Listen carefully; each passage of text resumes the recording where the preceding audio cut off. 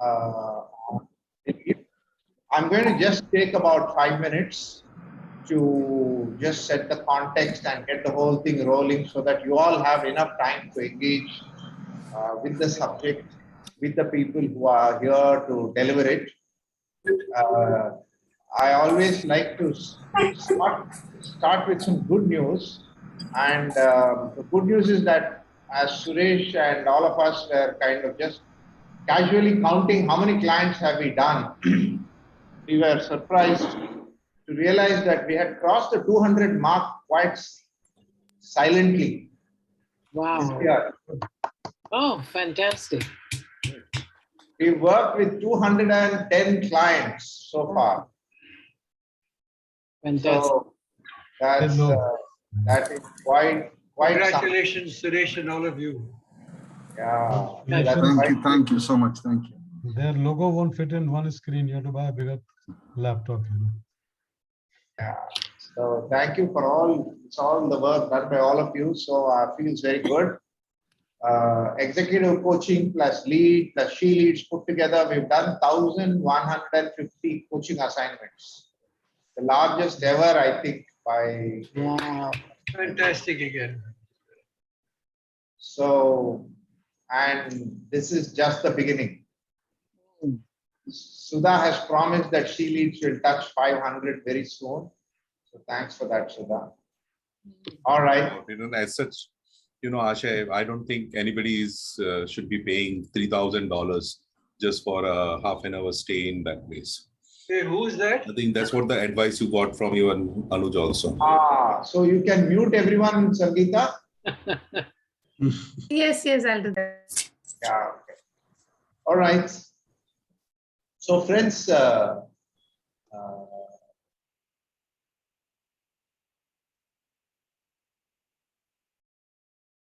I have to unmute.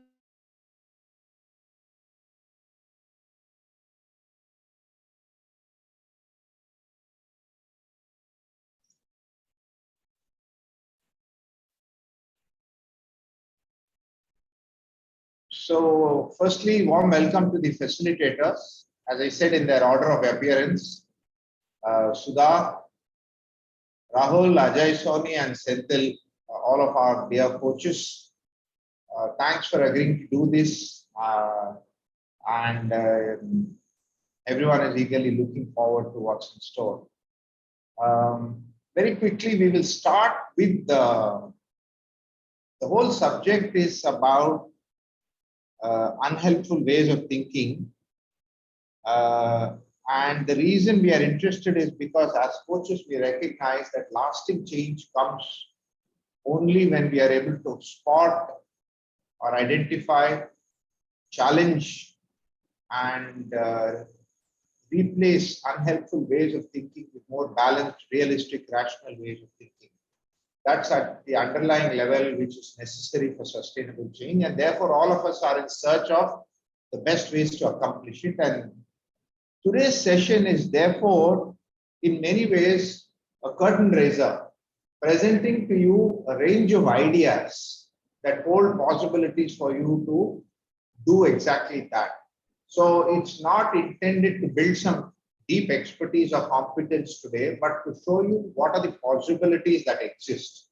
And depending on your interest, we can then request any one of them to delve deeper into it in our subsequent sessions. So that's the whole purpose. So you should be able to go with knowing where you can search, what seems to excite you, what you can do about it. I do hope all of you have done the pre-work and spotted at least one unhelpful way of thinking for yourself, because that will be useful to make the connection between what the facilitators are saying and what you have identified for yourself. So that's broadly the thing. So we start with the mindfulness as a way of preparing the ground and preparing our mind to spot unhelpful ways of thinking. Closely allied to mindfulness as a practice is the work of Rick Carson on Taming Your Gremlin. He speaks of something very similar. So that will follow Sudha's session on unhelpful ways of thinking, on the mindfulness. We then get into REBT, which is a fairly powerful piece of work. And there is a lot. Rahul is certified in the use of REBT, but we are going to really just touch briefly upon how to spot irrational ideas, not so much the disputing part, at least the spotting part. Once we've done that, it will be useful to then say, okay, what are the beliefs behind it? What actions can we take? And there are two books which seem to offer a lot of interesting frameworks and ideas. One is immunity to change, and the other way of mindsets. These two books will be presented to you. The essence of what these authors are saying will be presented to you by Ajay Soni. And finally, as we move closer to the surface, we will look at emotions and emotional intelligence and how imbalances in some of the facets of emotional intelligence might actually hold some evidence about unhelpful ways of thinking. So that's the last part we will look at, and that will be done by Senthil, who's passionate about EQI as a tool. So that's really what we have in store for all of you. Before I end, just some very useful working definitions. Behavior is the vehicle through which we deliver what we know and what we can do. Attitudes are predispositions to behave in a certain way, that unconscious choices we make. Beliefs can be defined as personal truths, products of our unique history and our past. So these are things we believe to be true. They helped us at some time in our life and allowed us to fit and grow and provided some structure. However, those personal truths may need to be revisited as things change. So that's really what we do. I'm sure all of you have heard of this very famous saying that man or woman is not disturbed by events, but by the view that he or she takes to them. And that's at the very heart of the work we are going to do. What is the view we take? Why do we take those views? And how can we change that view? And finally, self-limiting beliefs are deep-lying assumptions about ourselves, others, and the world.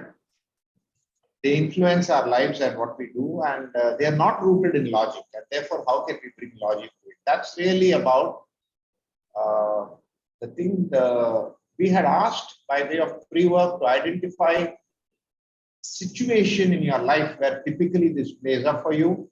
What are the consequences for it? Both emotional and physical and behavioral consequences. Hope you had a chance to do this. With that brief introduction, I'm going to invite Sudha to lead us into very briefly why is mindfulness the starting point to look at beliefs and ways of thinking. Over to you, Sudha.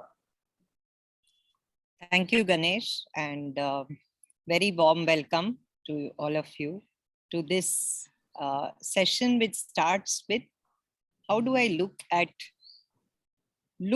at something rather than being in it, right?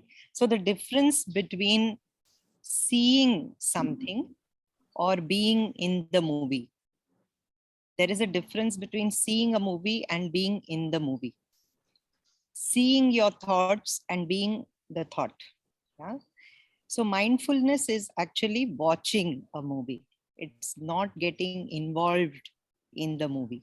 Yeah? So that's the simplest way I would describe mindfulness. And the whole thought behind mindfulness in watching beliefs is this simple concept of we are not our bodies, we are not our mind, we are not our personality, we are not our thought, and so we are not our beliefs. It's a simple way of looking at it, looking at our beliefs separate from us, right?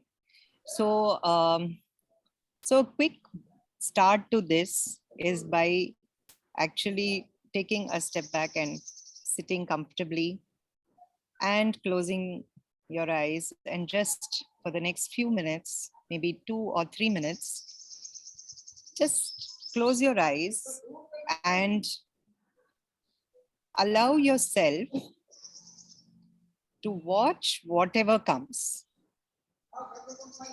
It could be a thought, it could be a sound, it could be your body, which is uncomfortable somewhere. It could be some background noises. Just watch.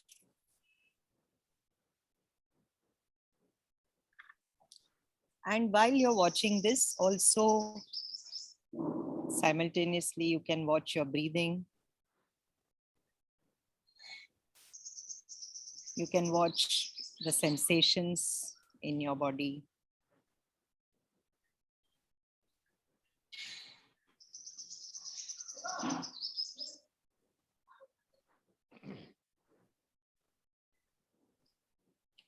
And just watch everything, just moment to moment.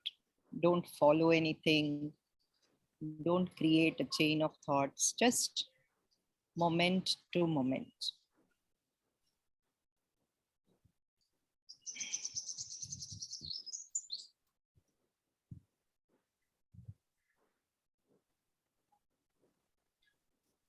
If there is a good thought, bad thought, whatever labeling you're doing, just notice it. Simply notice.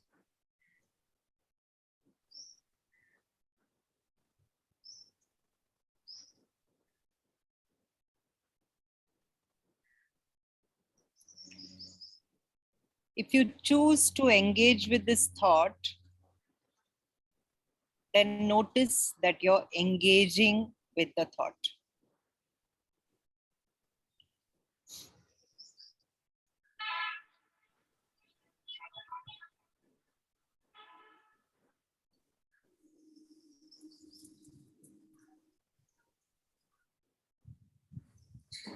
Notice how your thoughts are engaging with your body, with your mind, and now with your beliefs as well.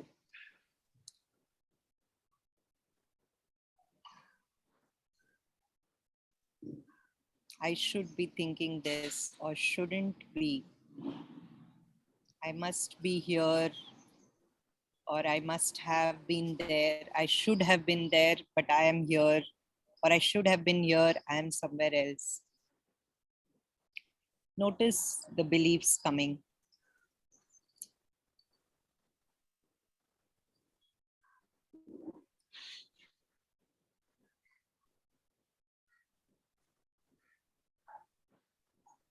Now also engage with your breathing.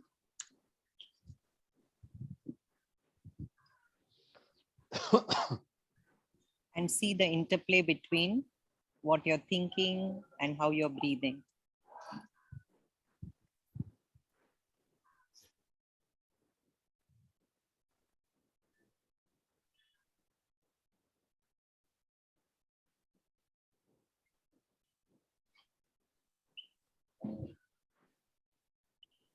Yeah, you can open your eyes.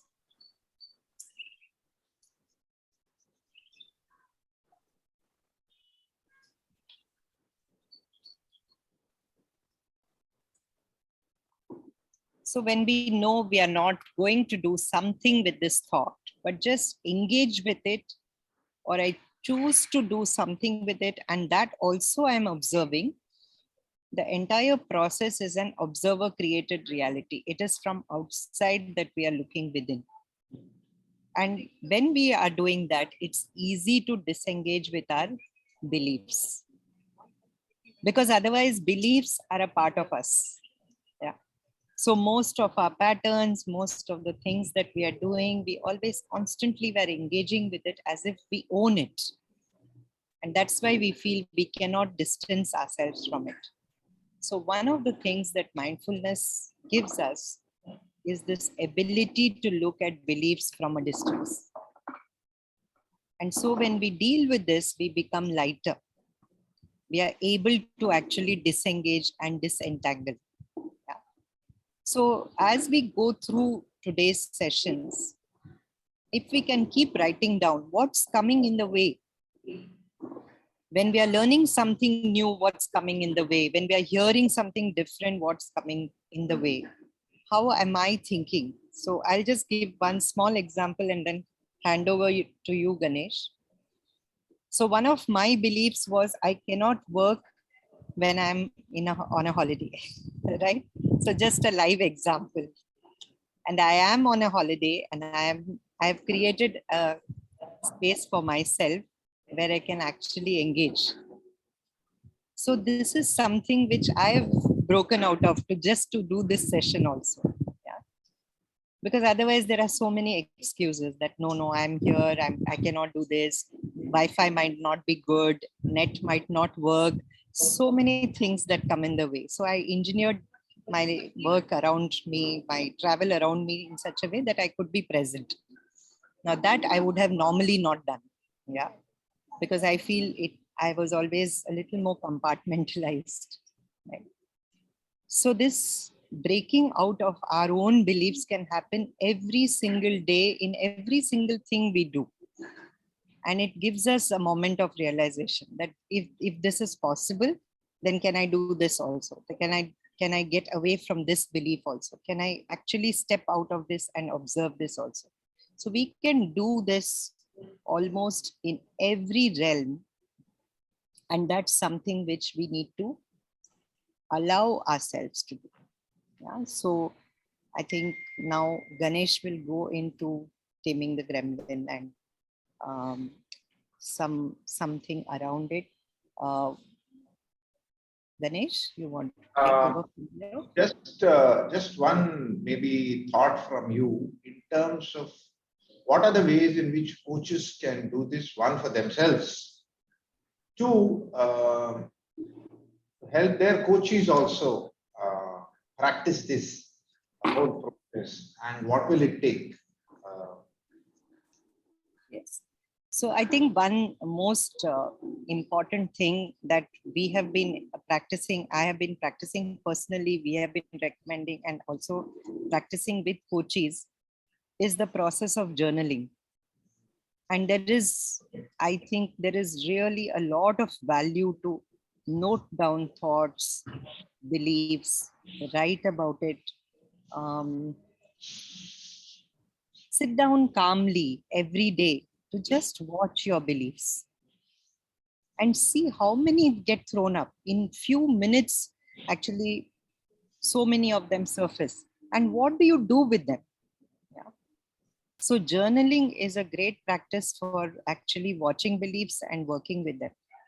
The second thing is actually being able to step away. So every action that we can do around it, every time we can challenge it and say that, can I do one step different from what I have been doing earlier, to step away from patterns?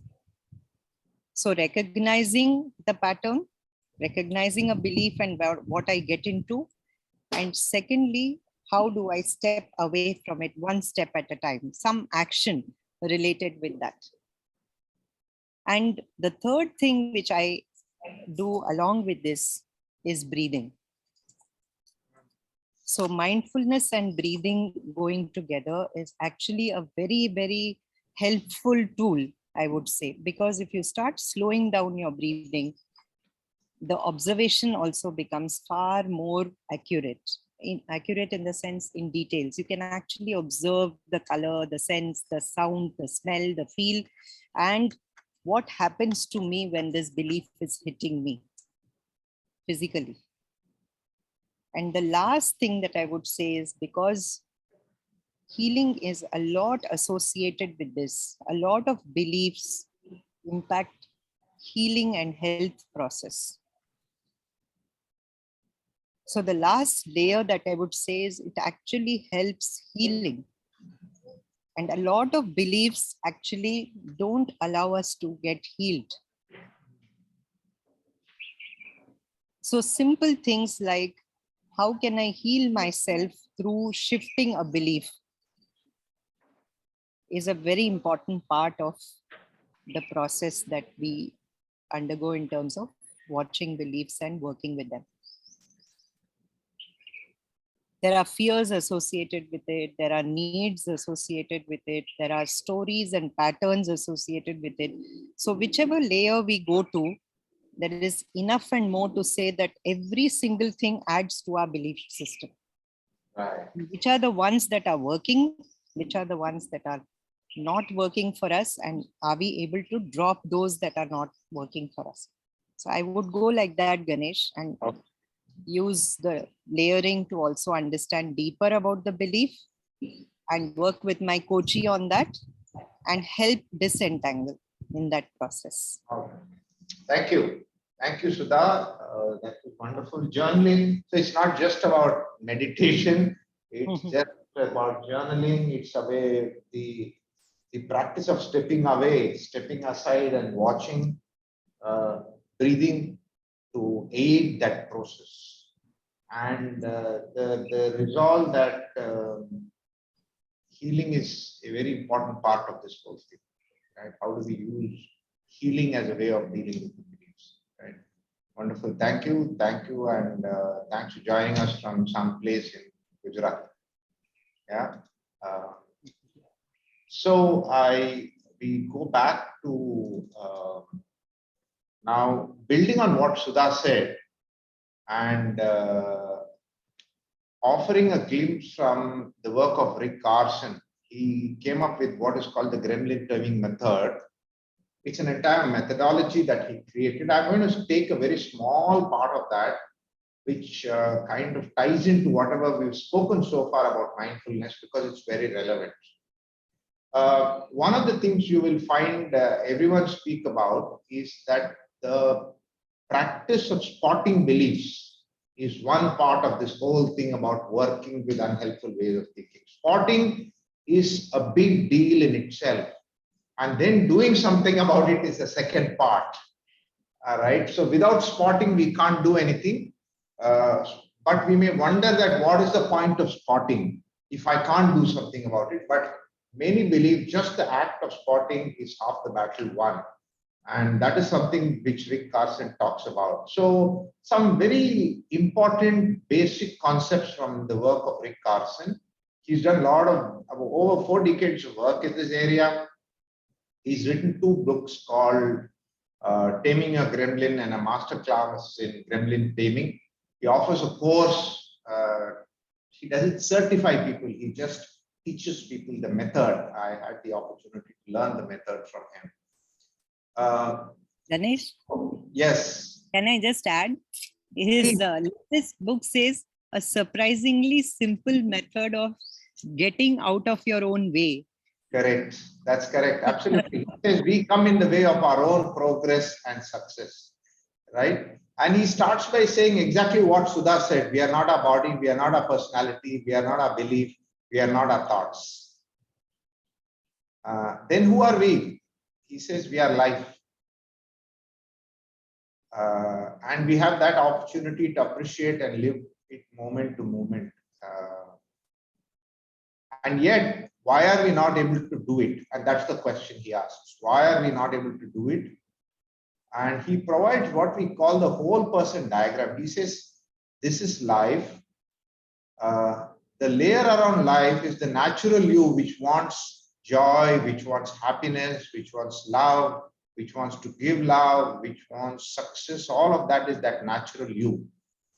And he says we are constantly contaminated by this layer of yellow, which he calls HPCs or hypnotic preconditions, preconceptions, hypnotic preconceptions, or unhelpful ways of thinking, irrational ideas, fixed versions, and so on and so forth. Things that we use to hypnotize ourselves come in the way of our own success. The outer layer of that is what he calls our acts. Acts are patterns of 3 or 4 things we string together and actually play out an act in a repetitive manner for several years in our life. So we all have an act of, for example, one of the most common acts is the sacrificing mother. The loyal son, the Mr. Popular are all acts that we play out. And these acts are emanating from some belief, but have a sequence of behaviors strung together. and we keep acting, hoping that there is someone in the audience who is going to appreciate it for us, that act. And no one except that wicked villainous person is there in the audience, and that wicked villainous person is what he calls the gremlin.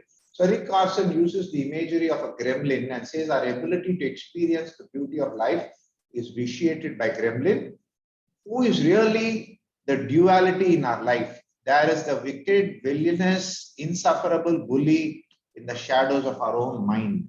So there is one part of us which wants to be happy. There is one part of us which wants to tell us what the villain thinks we should believe. And that is what he calls the gremlin. And he says the gremlin is the narrator in our head. So if you actually are mindful, you can listen to what the narrator is telling us minute to minute about what we ought to do. So the moment this webinar started and I saw only 58 people, the gremlin was telling me, look, here you go, 88 people registered, only 58 turned up, and was all set to drag me down that path of feeling disappointed, frustrated, and not focus on the 58 people who actually signed up, right? So the narrator can tell us what the narrator thinks we should believe, has influenced all through our life,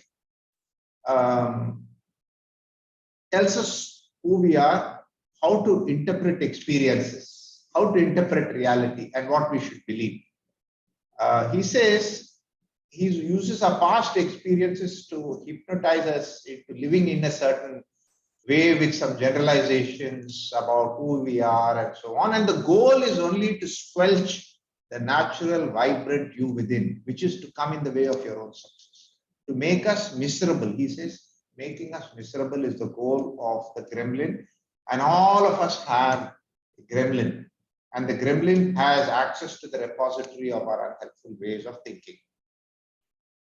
And this is where it ties into what Sudha spoke about, is that when you're squelched by a gremlin, you're mostly breathing shallow. So if I do not like meeting someone with whom I have a difficulty in my relationship, chances are that if I'm in front of that person, my breathing is shallow. If I have to do a task which I don't like, and I'm about to do that task, my breathing is likely to be shallow. That is what actually Rick Carson says, which is no different from what Sudha said, that or if I actually pay attention to my breathing, it can hold some evidence. Therefore, being centered is about being mindful, and being centered is about using breathing as a barometer of whether we are under the influence of the gremlin. If my breathing is shallow, it's a very good barometer that some unhelpful way of belief or thinking is squelching us. And then if I actually start breathing well, it can actually regulate me and help me distance myself from that belief. That's the heart of what Rick Carson actually says. He says, when you are centered, you are aware of the here and now, you notice your breathing.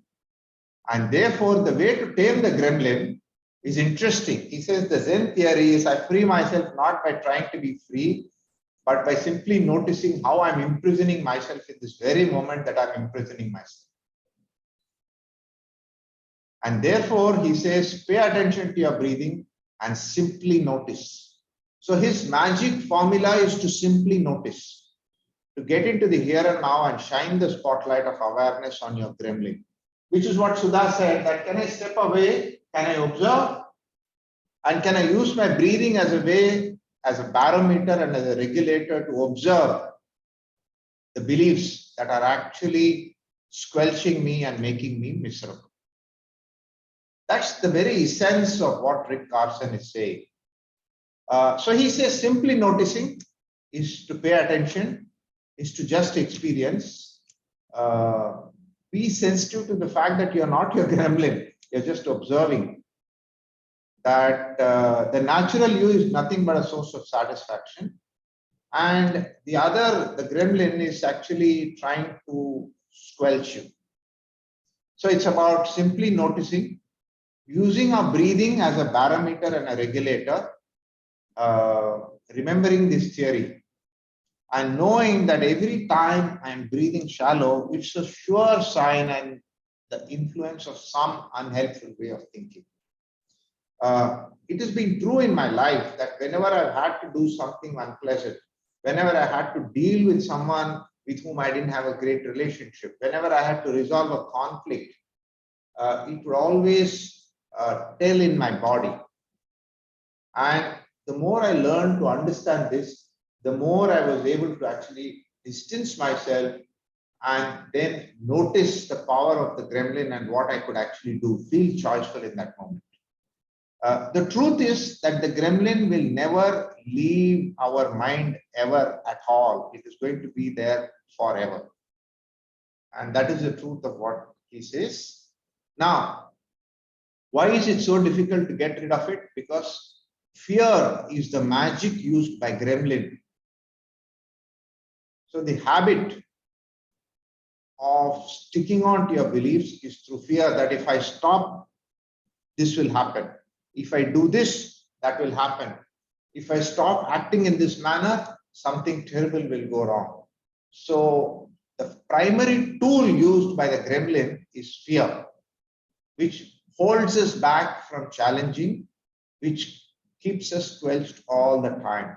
And he says, gremlins have created personalized, fear-inducing, catastrophic threats to keep you stuck to your dead habits. So each of us are squelched by fearful, catastrophic thoughts that work best for us.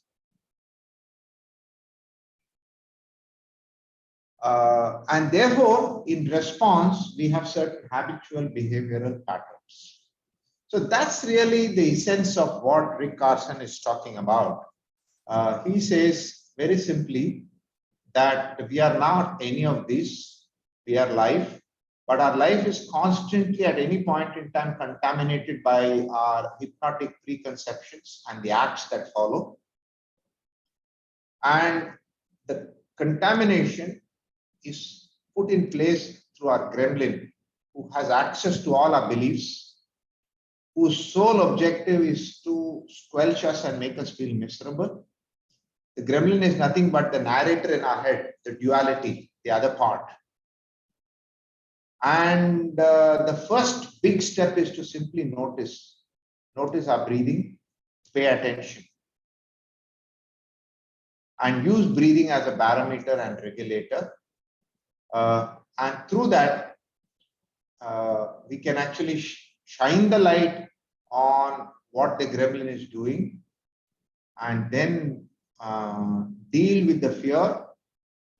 And hopefully after that, the window options of how to deal with those beliefs will open up, as long as I begin to actually start noticing. And Rick Carson goes on to say that the more and more often you learn to notice what the gremlin is doing, the weaker and weaker the gremlin becomes.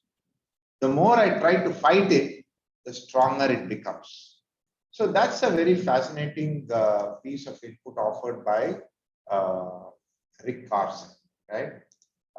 In Taming Your Gremlin. So with that, I want to stop here, see if there are any questions before we move forward. Any questions for Sudha or me before we move forward? Or comments? Ganesh, I have one observation. Shekhar here. Sure. I mean, if I use the ABC framework, the fear seems to be the inducer that triggers the self-limiting beliefs and creates the consequence of dysfunctional behavior. In this context, mindfulness seems to be the feedback loop. That was my takeaway. All right. Okay. Yeah. Yeah. Sure. That's one way to look at it. Sure. Thank you. If I may, Ganesh. Yeah, Manoj. So one is that when we are thinking, then we are able to witness it. But what happens if the gremlin has acted out? Take, for instance, an anger. Yes. Yeah, please go ahead. No, what then? You know? Yeah. So quite often, I must say in my personal experience, I have always been wiser after the event. Yeah. And my only motivation to do something about it has been because the gremlin acted out and there were horrible consequences for me. If there were no horrible consequences, I would have carried on with so many unhelpful ways of thinking. So gremlin acting out is actually many times a necessary, hurtful, painful experience for me to say, I better do something about it. Not by grappling with it, not by denying it, but by paying attention. And basically, just to add, the consequence is what, I mean, even if you don't observe, you won't even observe the consequence, is what we Yes. have to notice. Because we may not even realize that there is a consequence. And that observation of the consequence itself is a huge way in which we can give the feedback loop to ourselves, because that itself may go unnoticed. And many times noticing the consequence becomes an aha moment to notice what really has gone wrong in the behavior. So it's Right. a So many times when leaders, for example, and this is a very common thing, end a meeting feeling miserable about how he conducted himself in that meeting. 95% of the time that leader feels miserable. Okay? Because they are very good. That is what Rick Carson says. At the heart, they all want to be happy, loving, caring. That is what they stepped out in the morning wanting to do. And yet they did something, unintended consequences, and they feel miserable and say, once again, the gremlin won.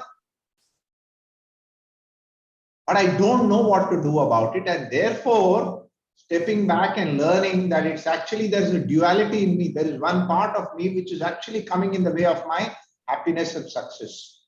And can I use this barometer to observe it?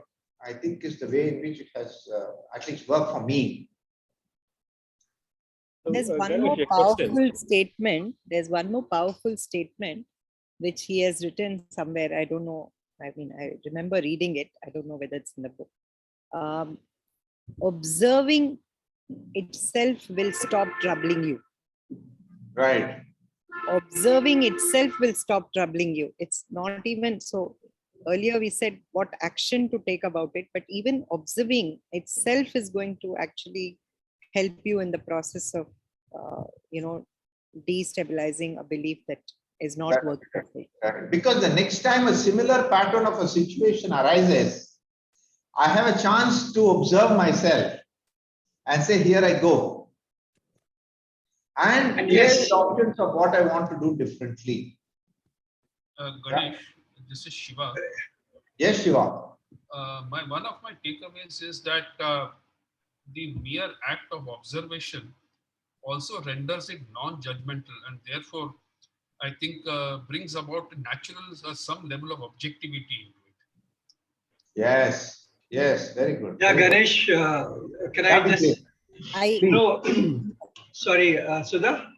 No, I think I interrupted Vijay. So after Vijay, yeah. No, not at all. What I wanted to say was only this, that, even in coaching itself, you find that once our coaches become aware, I think the journey has started. And because that awareness itself creates, and they become very conscious of it, and that itself sets in cycle a certain kind of, motion, which helps them to kind of become aware, do something, become aware, do something kind of stuff. That's good. Ganesh, the observation I had to share about was more like, most of the times the gremlins disguise themselves as values also. So, you have a difficulty to really look at it as a villain, because there is a good part to it also from one point of view. Any thoughts on that? No, sure. The gremlin is very smart. The gremlin knows how to circumvent all your logic and present it in a way that you will continue to feel miserable in your life. Right? So discipline is a very beautiful, seductive value that many fathers have, because of which they ruin their relationship with their children. Isn't it important to be disciplined? Right? So that's the whole, so the personalized tools that Gremlin use are that. Yeah. Yes, Suresh. Yes, so I just wanted to mention that, if we develop a habit, and which I have, I always stand apart from myself and watch myself. So am I sitting in a meeting and talking, or sitting, how am I sitting? I watch myself. And that gives me space to see what I'm doing and also change my behavior, pattern of thinking, and so on and so forth. But that's a habit one can build easily, but over a time of a period of time. Absolutely, absolutely. Great. So Ganesh. Yeah, Oscar. Yeah. So I was just thinking about where do we draw the line between, and I'm asking this question because I've been grappling with this. Where do we draw the line between observation and simply noticing versus resisting? At what point does noticing become resisting, or at what point does resisting become noticing?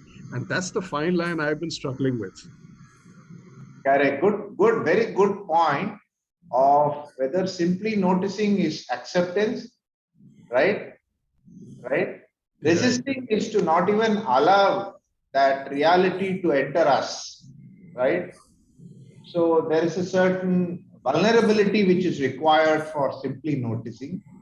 Resisting is perhaps for me not allow that moment of vulnerability, right? That's how I would see it. But we'll wait for Suresh and for Rahul and others to unfold what they have to say and see where it goes. So, Sujata and Nidhi, if you have questions, I'll take your questions, but park it so that others can answer. Okay. I had a very small observation. All right. Go ahead. Yeah, it's about when we share the 360, we give the coachee his patterns of behavior. So, and when the acceptance comes, that's the transit point, probably where mindfulness is more of use for him or her to accept it. Right. That could be a kind of a tool which we can use as coaches to help them get in transit to that. That's right. Yeah. No, in fact, you bring up a very important point. Many coaches often wonder which is the best time to engage with unhelpful ways of thinking with a coachee. Is it early at the stage of diagnosis? Is it when the coachee is starting to work on his or her goals? When does it be powerful to look at unhelpful ways of thinking? And I'm sure Rahul will have a point of view about this, and so will Sudha. I have a point of view, but we'll wait for that to unfold. So, Nidhi, you have a question? Yes, a question, Ganesh. So see, if you look at the REBT framework, so say one of my self-limiting beliefs is should not, say, get angry or irritated, right? Right. The fact is that when you act it out and demonstrate irritation or anger, then the gremlin says, what a horrible person you are. You can't control. So are they both then self-limiting beliefs that shouldn't be, so shoulds and nots? But the thing is, if you act it out again, so it's both ways. So that's a bit, Yeah, absolutely. I think there is a cyclicity, and it's a very valid point you're making. So I think now we are going to move to REBT. And Rahul, over to you. Thanks, Ganesh. About REBT. Sure. I'll get my slides on. Yeah.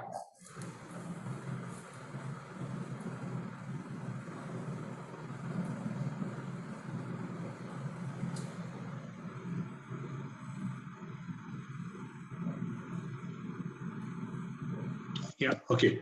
So thanks, Ganesh, and thank you all and welcome. I have about 20 minutes to wrap this up. And what I've tried to do is I have tried to, put before you a live case which I had handled, a live coaching assignment, where I kind of used REBT in my coaching endeavors with this coachee by the name of RK, and I've called it the case of the reluctant COO. So when I met RK articulated his problem as, my problem is I'm going to get promoted. Surprise, surprise. And a little more probing led to, okay, let's understand the context first of where RK was coming from. RK's boss, the COO, was to retire shortly, and RK was the deputy COO who was to succeed her. Now, she was an efficient, no-nonsense stuff lady. As the COO, she was able to stand up to the sales and marketing team, and she had the ability to say no when it was required and refuse to toe their line. So this was the context in which RK came to me and said that the challenge is I'm going to be promoted shortly. So the coaching agenda was coaching for transition very clearly. On probing RK's predicament and RK's thought process, this is what emerged. What RK had to share was, I do not have, these are all quotes, these are in quotes, these are verbatims. I do not have the personality of my boss, tough and aggressive. How will I survive? The organization is looking up to me. Can I succeed as the new COO? How do I stand up to the aggressive sales team? And should I ape my boss's personality or shall I be myself? So a whole host of self-doubts filling RK's mind. Very quickly, an introduction to REBT and what the irrational beliefs are actually. And as Ganesh has already called out, it is not the events, but the view they take, but the view you take of them. And our view is colored by our beliefs that shape our responses. So let's understand what are these, as Albert Ellis said, what are these 4 irrational beliefs that we tend to nurture? So 4 core beliefs that are irrational. One is demandingness. I've given an example here. I must do perfectly well. I must be loved by others. I must excel. So the must part is the demandingness. The second irrational belief is awfulization or terribilization or catastrophization. If I do not pass this exam, I am doomed. This is the end of the world.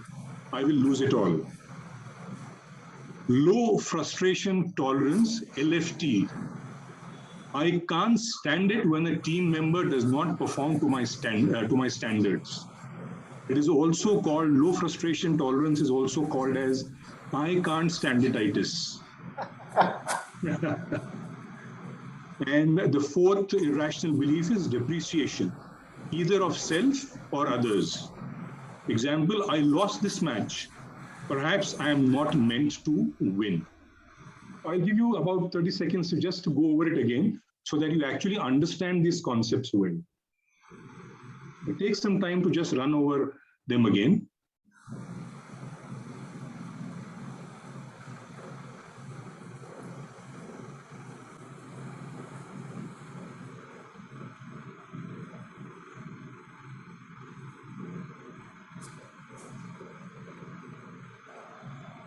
Okay. So these are the 4 irrational beliefs as highlighted by Albert Ellis. This is the REBT ABCD model all of us would have studied. And typically, when the coachee comes to us, his or her understanding is that A leads to C, A being the activating event and C being the consequence. And we know from our study of REBT that A does not lead to C. There is a momentary interim B, which decides how our C is going to shape up. The D and the E are the disputation that we do and the effective new belief that the coach helps the coachee arrive at. So this is the ABCDE model of REBT.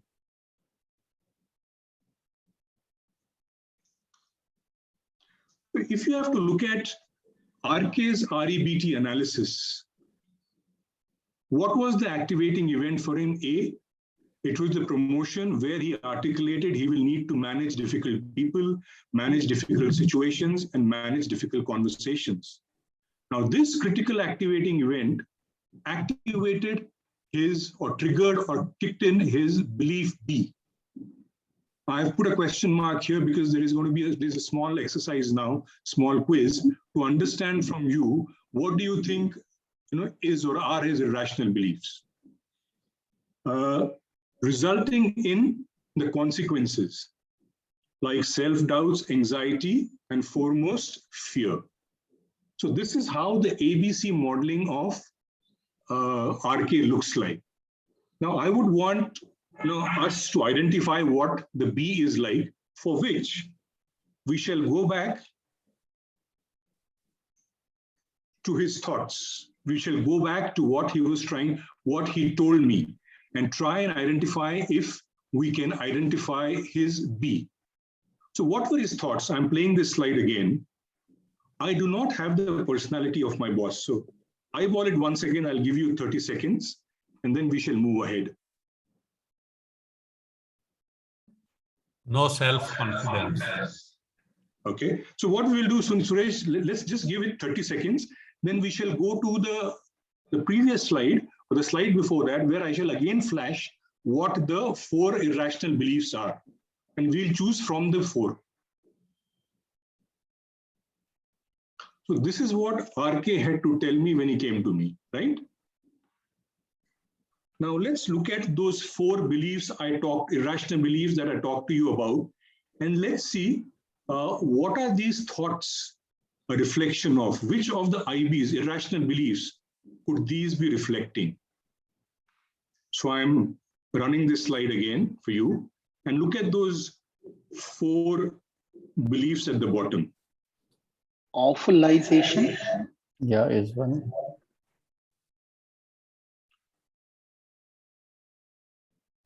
Even Demandingness. Both, yeah, both I think it's more depreciation. Depreciation. I will not be as good as the, yeah. Yeah. So one cue here is not to logically infer from here what might be the beliefs, but to see the reflection of the beliefs in them without logically trying to analyze, maybe he's thinking this, maybe he's trying to say that, maybe he has that at the back of the mind. Just look at the definition of the beliefs and see which one of them are getting reflected in the verbatims. It's very important to follow the verbatims and understand and look between the lines of what he's actually saying without inferring what might be driving him. So a few of us said demandingness, some of us said awfulization. Do we have a final verdict, or is it a split verdict? Somebody said depreciation. I think it's I must demanding So if I want to can't it be succeed. both? Can't it be both, a bit of both? The idea is to find the most dominant one. Awfulization. Demandingness. Demandingness, I think, is the. So when I actually walked, because this was a very mature coachee, so I actually walked him through the REBT model the way I'm walking you through it. And I showed him the same slides that I'm showing you, and asked him to figure and share with me what is it that he felt would be the irrational belief that he might be nursing. So his response to me was depreciation, where he felt he was not adequate enough, good enough, where he was judging himself adversely and negatively.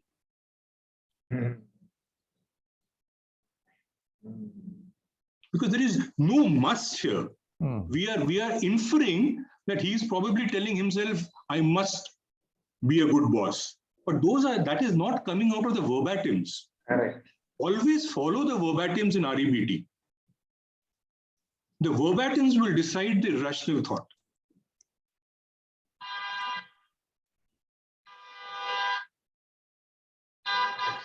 So depreciation is something that he identified for himself, and then we got working on the depreciation, which is,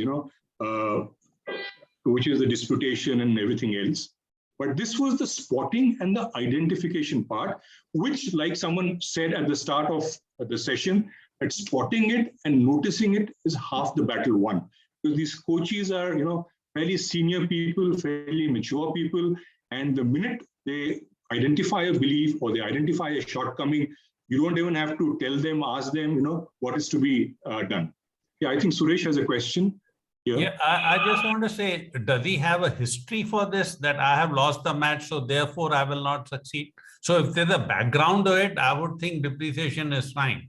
But if there is no background to this coachee, then So demandingness is perfect. There are two things. One is maybe there is a history. I kind of delved into it. But the distinction you might want to make, because this is coaching, is do you really want to get into history, because this is not counseling. So that's a call you will need to take when you do this exercise with the coachee. No, So we are looking at his behavior. We are looking at his belief system. It comes from past experience. Now, I understand, Suresh. All I'm trying to say is, please take a call. How much do you wish to delve into it? Because to my mind, it can be left to his reflection. Or if you take it up with him, then it kind of goes into the realms of counseling, for which I may not be tuned. I may not be trained. Okay. So you take a call. How much of counseling you want to do, and how much of coaching do you want to do? But in this case, I was able to establish the background to this and why this was happening. Yeah. Okay. Yeah. So I had a question. Maybe it's a silly question. Not at all. Why do we call it rational emotive behavior therapy? I mean, as I see, the entire thought process is irrational. That somebody is not following a logic. Somebody is overcome by his own fears and emotions, and then coming to a certain conclusion. And there is irrationality about it. But somebody, if he had used a logic and a rational way of thinking, maybe he doesn't get into this. So when we deal with coaches on this topic, is there a differentiation between the irrationality of their thinking or the rationality? Is that something that we need to be aware of? No, REBT has been coined as REBT by Albert Ellis. So he's termed it, out of his own wisdom as REBT, Rational Emotive Behavior Therapy. So it has to be communicated, discussed as REBT. No, I understand that, but I'm saying... Yeah, Srini, the point is, the objective is to promote rationality. That is why he's calling it rational emotive behavior. You're right. Currently, there is irrationality. The intent is to promote rationality. I have a clarification to say, can I? Please, Mani. So the point is that the demandingness and awfulization, do this necessarily lead to depreciating self?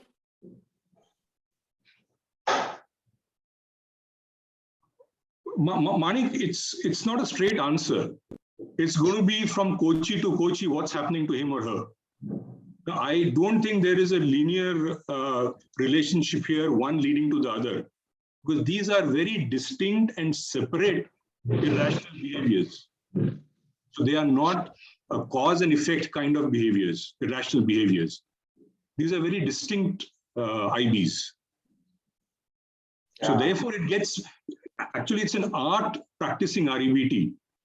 And therefore, you have courses running into months where you need to get qualified as a REBT practitioner.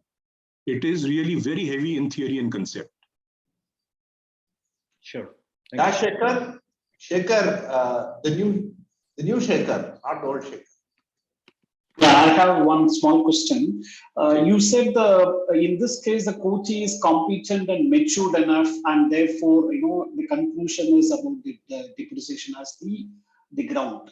What happens if the coachee is not that kind of a competent and the conceptually is not clear? That is number one. And number two, even in this case, is it required to validate through this REBT exercise? Yeah, so, like I said, I do it in two ways. One is at times I actually share the REBT model with them for them to understand and appreciate the model and be willing to go down this path. Right. So I actually, the way I am running it with you, I run it with them. Okay. And it's only when they say, yes, I think this makes a lot of sense. I think we can come across some hidden truths here, some blind spots here, is when we get into it. Because then his or her defenses go down. Otherwise, I will take you to my next slide where I have identified some flags and some alerts that we have to be careful of when we do this exercise with a coachee, because as I've said, he could get very defensive or she could get very defensive on hearing terms like low frustration tolerance, awfulization. His immediate tendency or her immediate tendency is to say, no, boss, I don't think I've got anything to do with frustration. So it's always nice to acquaint them with this model and take their explicit permission if we would like to go down this path. Okay. Yeah. Okay. So Rahul, would you like to finish? Yeah, because I would like to finish. Yes. Questions before we take questions. Yeah. So the REBT coaching conversation, how does it typically go?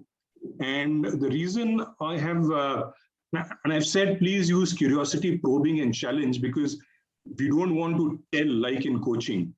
We don't want to get into the root causes and the history, and therefore have a coaching conversation, even if you're doing REBT, which is a form of therapy. So that's why it's been titled like this, to drive home this point.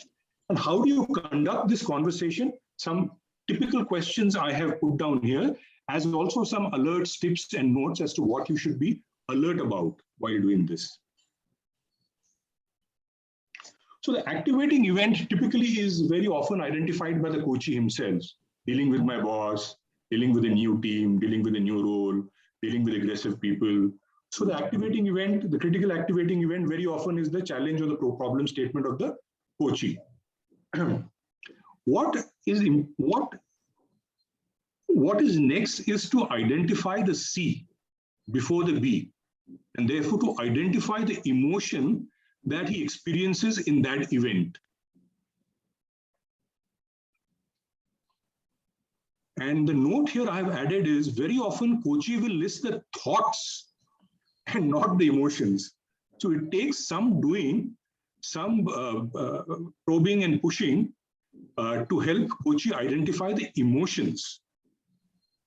Sometimes multiple emotions may be identified, help identify the most dominant.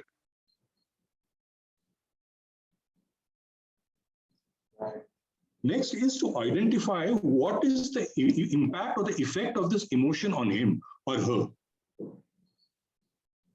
Yeah. So once he or she has identified the emotion, check with the person for any adverse consequences, either behaviorally, psychologically, physiologically, that it might be having on him. Why are we doing this? We are doing this to establish the emotion C as a derailer, or to probe and then establish if emotion C is actually a derailer. So this is where the mindfulness we are trying to bring in. Getting him to figure, understand, and articulate if this emotion is something that he would actually wish to move away from. This is where we bring in the mindfulness. Would you like to operate not in the state of anger, but from some other state? And what would that state be? And it's important to be aware and also to reiterate that the emotion C cannot be eliminated. We cannot operate from fear to no fear, operate from no fear. So let's understand, appreciate, and respect that.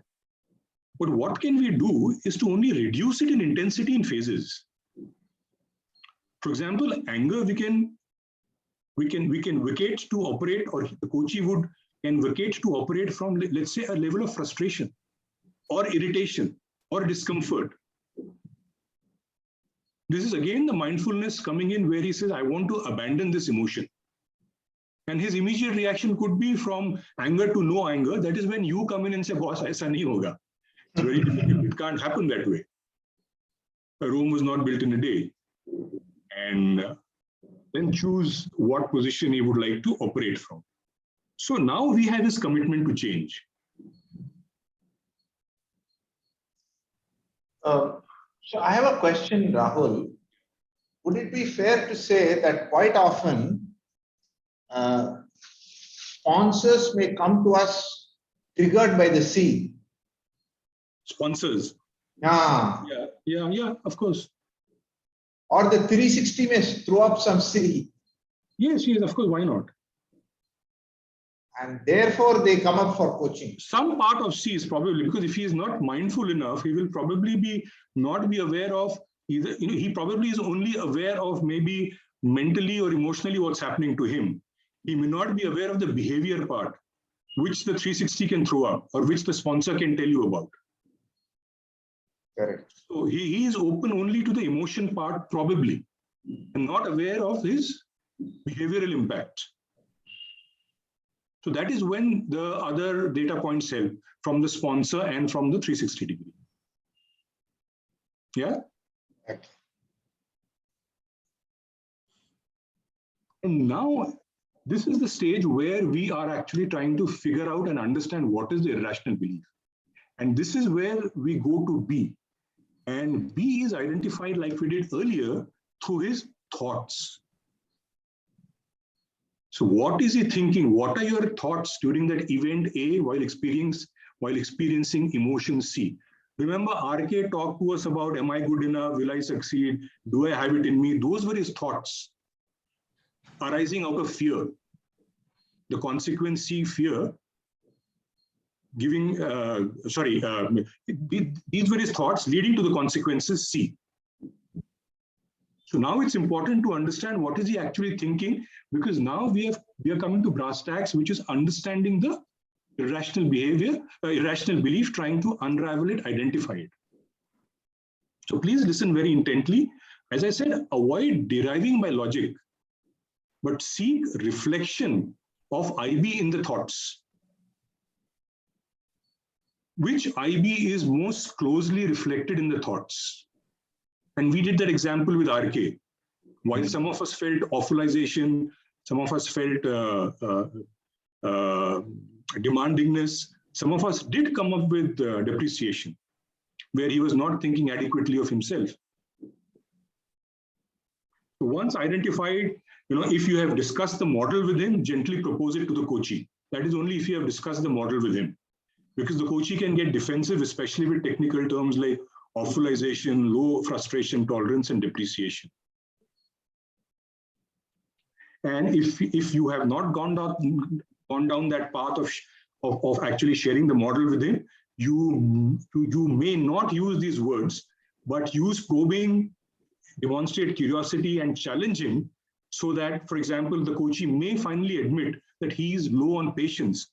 So you've actually brought it out from him rather than quoting low frustration tolerance, which can put him off, especially when we have not discussed the REBT model with him. So from his thoughts, you probe, demonstrate curiosity, you challenge him at times, and see if he arrives at his views on his patience level, and make him mindful of that. And so this is how typically a coaching conversation in the REBT context can go. RK, of course, from a deputy COO, became the COO, became the ED marketing, and he's the president now. And well, for starters, this is what I had to share on REBT. Wonderful. Great. Any questions? I see you had some question or comment. Yeah, thank you. Rahul, thanks for this wonderful introduction. I have a question. If you go back to this 4, universally, whether all types of problems can be classified into these 4 typically. I'll tell you, I had a coachee who had a problem of demanding performance, for example, because his belief was good bosses don't shout at people. I mean, he had somehow imagined that demanding performance means you have to shout at people. That was one of his beliefs. But for example, I am trying to fit where will that come into one of these four if I put it. So that requires a lot of exploration, Shri. Okay. Okay. That's a session in itself to understand from him what his thoughts are. Okay. So demandingness is the must part. So I don't know. Can you just repeat what you said? His belief was that being demanding. He has to shout. If he has to demand performance with people, he has to shout. Yeah. So that is not really demandingness. That's his style. That's his understanding of what leadership means. But why has he arrived at that inference? You know, that answer could lie somewhere here. Okay. One of the irrational beliefs. Okay. Why does he have that belief? The answer to that, the cause for that could lie in one of these irrational beliefs. Okay. Why not think of low frustration tolerance? Sorry? Sorry, I just wanted to add, maybe it could be low frustration tolerance. Yeah, like I said, it requires an entire session of exploration with the coach to understand. Because like I said, for the same or similar behavior, the driving IB irrational belief could be different. Yeah. You know, you could have so many angry bosses, but all of them don't come from awfulization or demandingness, right? Each one has his different story, isn't it? So what you see is not what is behind the screen, you know. That we investigate to figure which of these four is driving him to that behavior. Okay, thank you. Great. So I think a big takeaway you're saying is that we need to kind of follow the verbatims of how does the self talk. Very important. That is very important, and not use our not use our lens, our logic, our understanding, you know, our intuition. This is the dialogues around the thinking is very critical. Because the A comes from the coachee, the C typically comes from the coachee or from the 360-degree respondents. So your role is the B part. Correct. So we need to listen to the verbatims, and then depending on our own competence in this area, our judgment of the ability, whether we use this language, whether we just use this as a framework at the back of our mind and engage in a conversation, or we work with him with this, is all a matter of our comfort and the coach's comfort and the trust and so many other factors. Yes, Ganesh. Excellent. And then, of course, once it is established, then we know what are the thoughts driving it, and then how can we move forward with that. Excellent. Then we come to the disputation part and excellent. And also seem to concur that the identification is the toughest because they are motivated people. Once they put their finger on something, their motivation come up to do something about it going forward. Excellent. Yeah. Now, Rahul, I have a question. In your judgment, and Hari, if you are there, I'd like you to join in also. That when we are identifying what will give leverage and what is the source of the challenge, sometimes people talk about saying, you know, some of the unhelpful ways of thinking or self-limiting beliefs are driving it. That's one time when this comes up. The other time this comes up is while the coachee has decided to act on something but is not able to make progress because there is a, you know, irrational kind of belief that is holding him back. Where in your experience does this become very useful material to work with? No, Ganesh, I think I am not very clear about the question. So in the whole journey of coaching, there are different points where this can be useful. It can be useful at the stage of putting our finger on what needs attention, or it can be useful at the stage of actually driving actions. Where have you found value? I have typically found value at the outset, in the initial stages. Because spotting it, after spotting it, my job becomes very easy and simple. That's one thing. And secondly, it also depends on the, what shall I say, the severity of the C. The severity of C, because in our case, as you can understand, it was extremely severe because he almost did not want that promotion, right? But in a routine, for example, if in a routine transition case, for example, where he's a good performer and a coach is being given just to support, guide, help, enable, and there is really nothing amiss. But as a part of the transition plan, coaching is one of the elements. Then you might even skip REBT. You don't have to do REBT for that. Right. And then, like you said, and then in the actioning part, it could come up. Well, I have not experienced it, but in the actioning part, if, like you said, if things don't move ahead, then maybe it will require an REBT. Right. You take a call, one, right, in the initial stages, depending on the severity of the C, and as narrated both by the sponsor and by the coachee, and then maybe you look at REBT subsequently if things hit a speed breaker. All right. Thank you. Thank you. Thank you, Rahul. Thank you. The way I was looking at it, Ganesh, since you asked for my 2 cents also, I was thinking, there are 2 situations, right? One where there is behavior that is destructive, either to self or to others. And I think REBT is a great tool to identify the reasons behind this destructive behavior. You also spoke of the other situation where a person wants to act on something or do something, but somehow is blocked from doing it. While there are self-limiting beliefs there, my own sense is that the immunity to change model that Ajay is going to probably talk about may shed more light on why it is that I'm blocking myself from doing what I know I should be doing. REBT may or may not be the, maybe the instrument of choice is probably how I would see it. But, Rahul has a lot more experience in this. I'd love to hear out Rahul's thoughts too on this. So, like Ganesh, just going back to your question, at what stage, like we just said, REBT is used in counseling. And when do you go to counseling?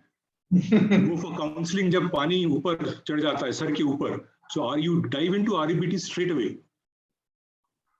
Right. So there, the therapist does not think twice. He starts with REBT from session 1 because this is counseling.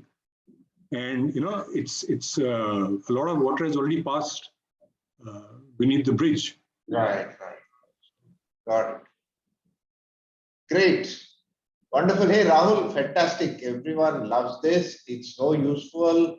It just kind of opens up and explains so many things, I'm sure, about ourselves to ourselves and about the people we work with.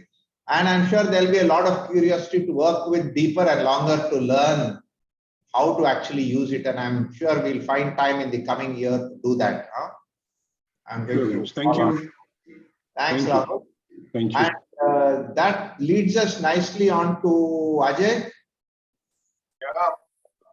Over to you in saying, okay, spotting and working with mindsets and beliefs. Over to you, Ajay. Yeah. You can see my slide? Yes. So very interesting conversations thus far, and I was trying to see how this whole jigsaw also fits in. So we'll try and cover some aspects as I see as the connections as I go through this. So, unhelpful way of thinking, I started thinking because that was the, topic of the day. So, 95% of the time that we are working, we are going through our subconscious. We do things based on subconscious and not on conscious. And so 60 to 80,000 thoughts a day, most of them driven by the subconscious. Maybe only 5% are based on consciousness. And so therefore consciousness becomes very important in our day-to-day life. Those subconscious thoughts, where are they coming from? And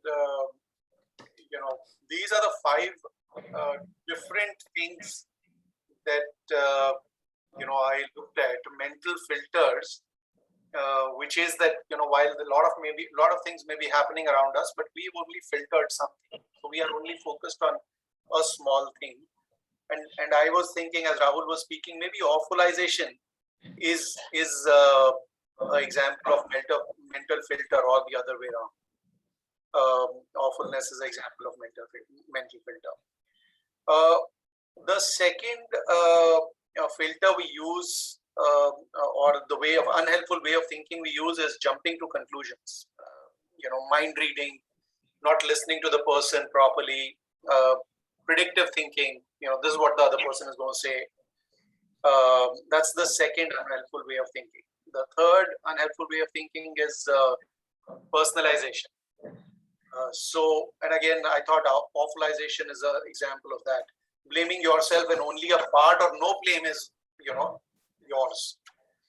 Overgeneralization, and maybe demanding is there. You always, I always, I never kind of things. And then magnification of others, what they do, and minimization of our own stuff. So magnifying positive aspects of others, minimizing our own positive characteristics, explaining away our own positive characteristics.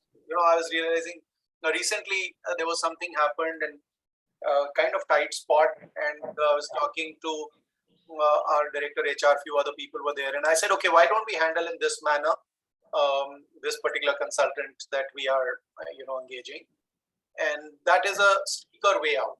And after the meeting, one of my colleagues, she said, Ajay, what a beautiful way of saying it. And I said, yeah. I have done 200 client assignments here. I know, from that experience. Now I minimized, while she was appreciating me, I tried to minimize.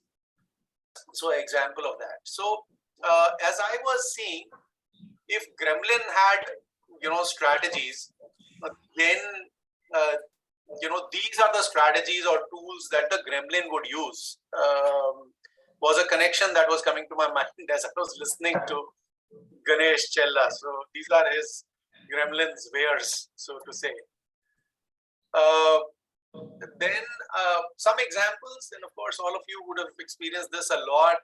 I don't have enough experience, qualification, and I think in some way, Rahul, what he talked about, lay there, I can't lose weight no matter what I do. I think a lot of us have that belief. I have always been like this. I am messy and I will always mess things up. I can't do financial planning. I don't have motivation. I can't go to gym every day. Anyway, it doesn't help. You gain back the weight when you lose. My manager doesn't think well of me. Meditation is just not my thing. So many people think this way. I can't sit for long. And someone else can probably do this better than me. And, I was thinking, and I put some, as I was, some of these earlier slide, what I showed, I put those as the headings for these. And again, if the earlier ones were the strategies, these beliefs are the language of Gremlin, as I see. And mindfulness can help you become aware of these. So, that's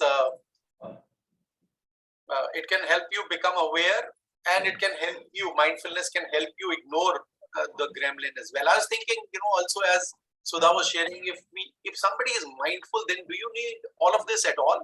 Is what Rahul saying and what I am saying all irrelevant if you are mindful? And I thought, no, not really, because you need to be aware of your beliefs. And that awareness is brought by mindfulness. So mindfulness is a tool which can help us or help our coaches fast forward the whole process. Just my thought.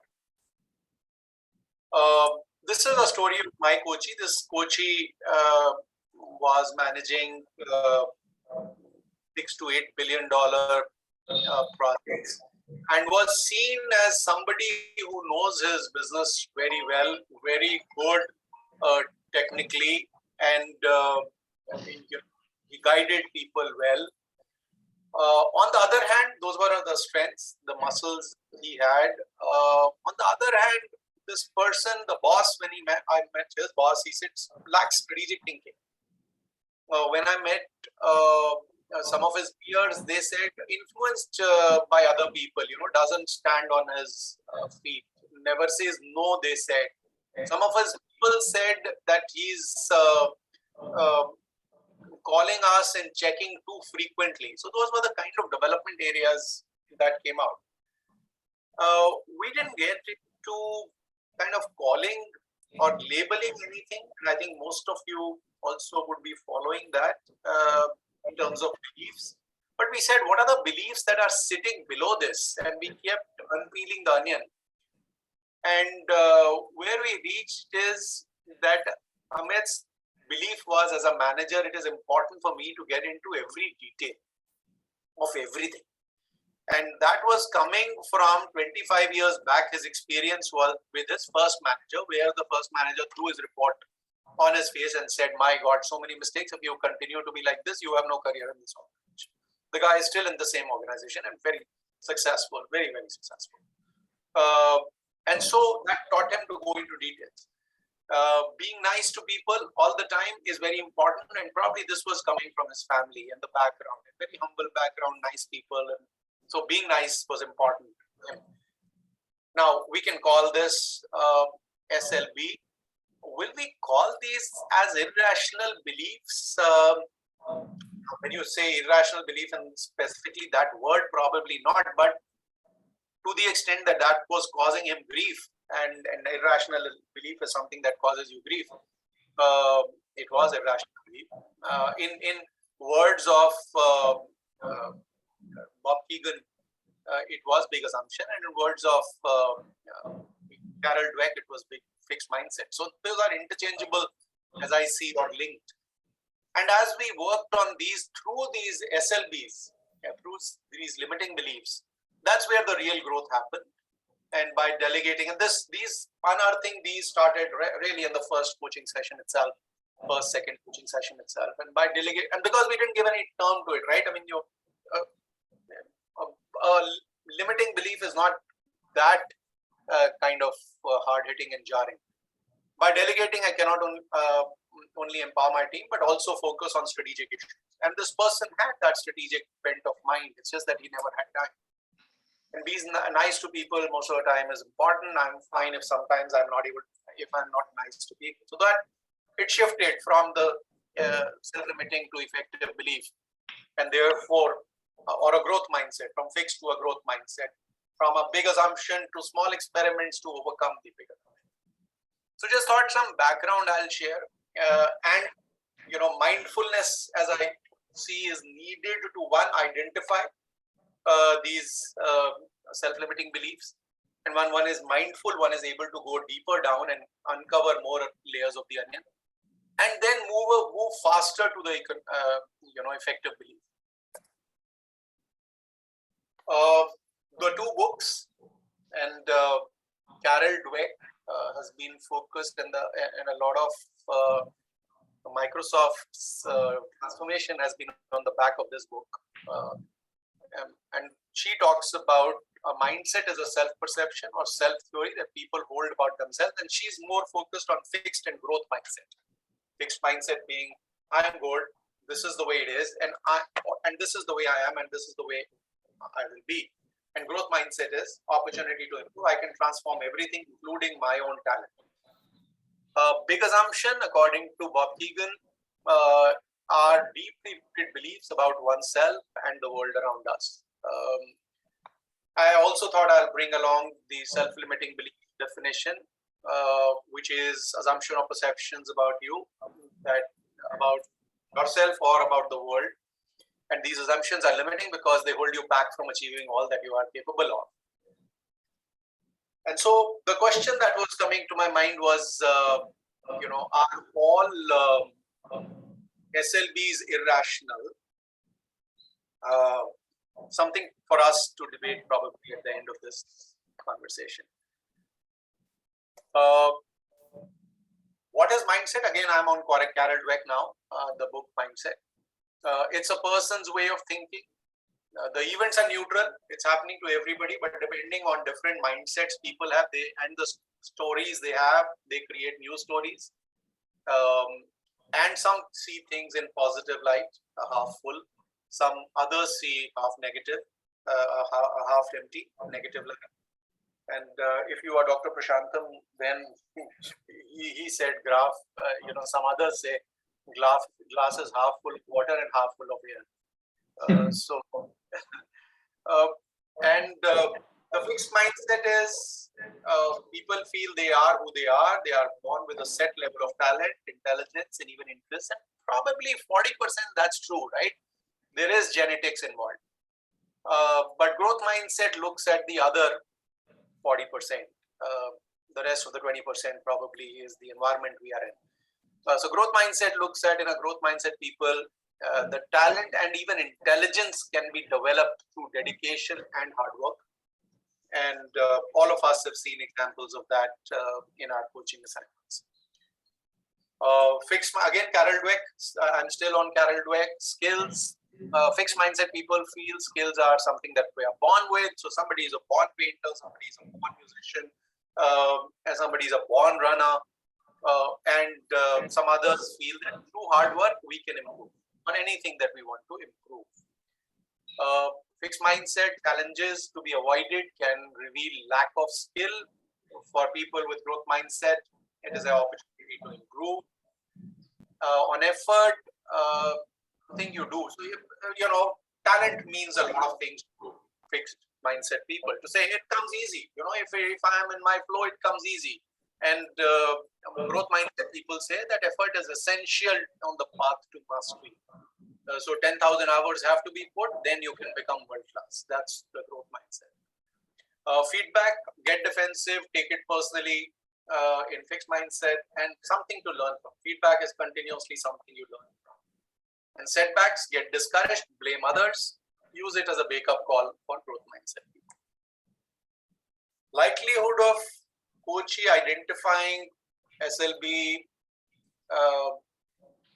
or irrational belief or gremlin is likely to be dictated by the coach's fixed growth mindset. So the question is, if a coach is more on growth mindset, then this identification is going to be faster. Somebody is not on growth mindset, then that itself becomes a coaching journey, as I see it. Moving to what questions can coaches ask? I was reflecting on that coming from Carol Dweck's work. So in our coaching conversations, we can ask questions like, with regard to your developmental goal, what mindset is holding you back? So maybe we will get into mindsets. What benefits do you see a growth mindset could bring to your developmental growth? So we can attune the person to growth mindset. How could you shift from fixed to growth mindset? How would this shift from fixed to growth mindset impact those around you? So what's the benefit you will get? How important is it therefore? Having gained insight into this, what mindset shift and action would you like to take to progress your goal? So those are questions that I thought I'll just throw to you as potentially what you can use in your coaching conversations. Coming to immunity to change, Bob Keegan. Ajay, just thought we'll pause for a minute, Ajay. Yep, before we come here, whether anyone has a comment, because this is, before we move on, there's something significant about the mindsets. And from your own reading, and I go back to the question I was asking and Hari was responding, whether the whole mindset issue becomes important at the juncture of motivation to change. That's the question I had, whether it becomes an important conversation to have at that juncture. Yeah, it is true that at the same time, in some ways, the change starts from the very beginning, right, Ganesh? Because, we've kind of touched now the coachee and change. It's a beginning of change process. And depends on how comfortable the coachee is going into emotions and feelings and beliefs. The higher the growth mindset of the person, the more likely we as coaches will find going deeper down in earlier conversations.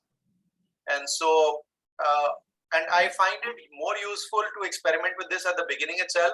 That saves, that gives ability, or that gives possibility to the coachee to explore the real reasons.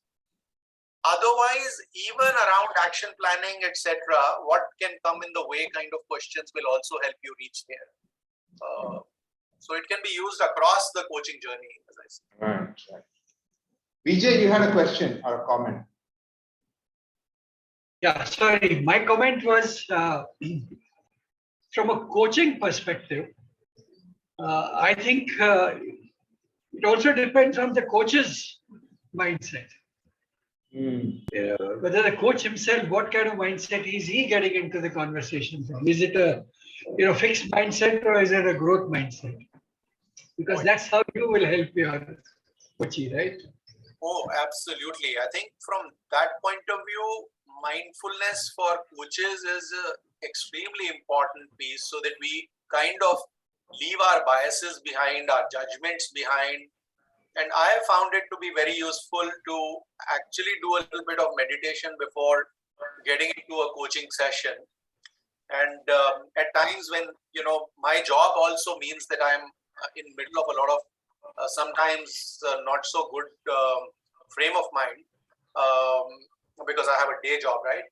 And so at times I cancel the coaching session if my mind is like that, and I know that I'm going agitated into the conversation. I cancel such conversations. So. Ganesh, I have found a very simple way to explain this rather complex concept to a few of my coaches, and I'll just share that. Most people are comfortable with doing a software upgrade while continuing to rely on the power of the current CPU they have, which is equivalent to of your current IQ. So I set this up that this is going to be coaching conversation is about a software upgrade and at best a user interface change. Would you be willing? And I think they are then more open to it. Yeah, very interesting. Yes, Vaz. Yeah, Ganesh, interesting. Ajay has talked about it. I always keep a few copies of this book with me.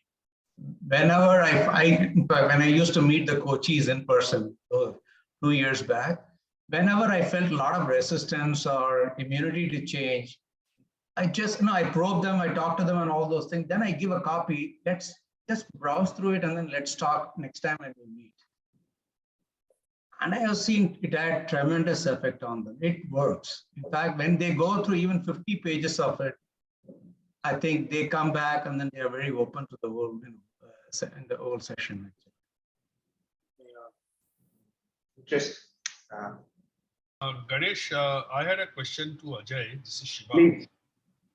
Ajay, when you talk about the fixed mindset and the growth mindset, I'm having a bit of a challenge in my mind of how to reconcile the whole Gallup model on strengths based with this growth and fixed mindset.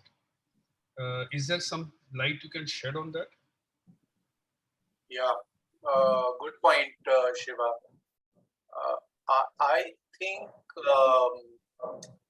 everything has a time, right, and a context. And I think in this day and age where things are changing so fast, our strengths can become our weaknesses very fast. And, if you look at my own example, my biggest strength has been in the past of working very hard and being at it all the time. And strength like this you can't fight with.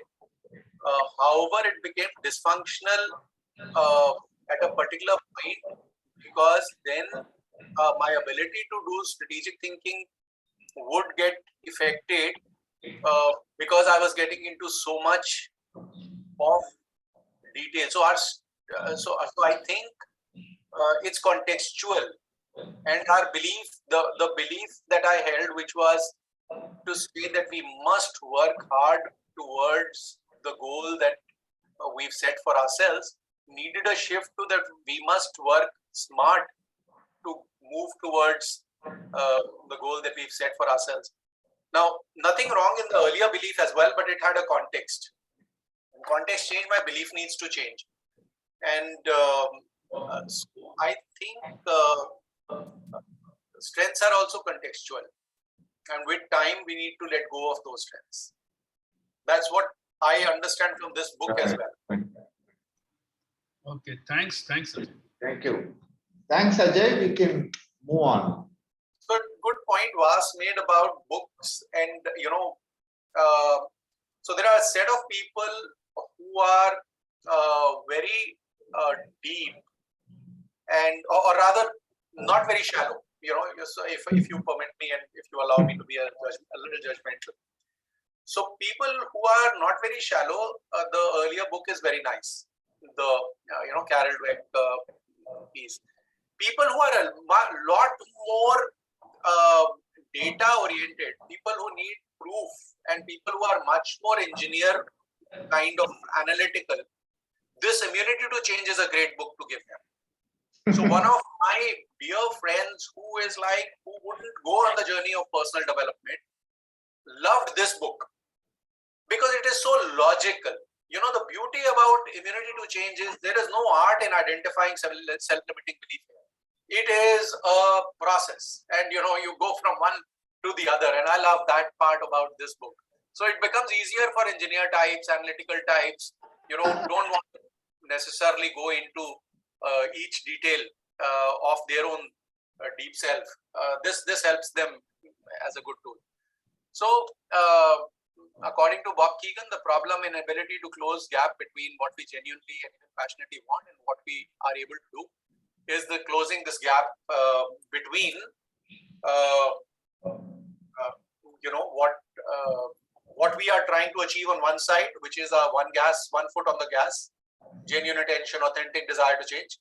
On the other hand, 1 foot on the brake, the counter commitment that we are bringing, or greater energy that is holding us back. And those are the big assumptions that are holding us back.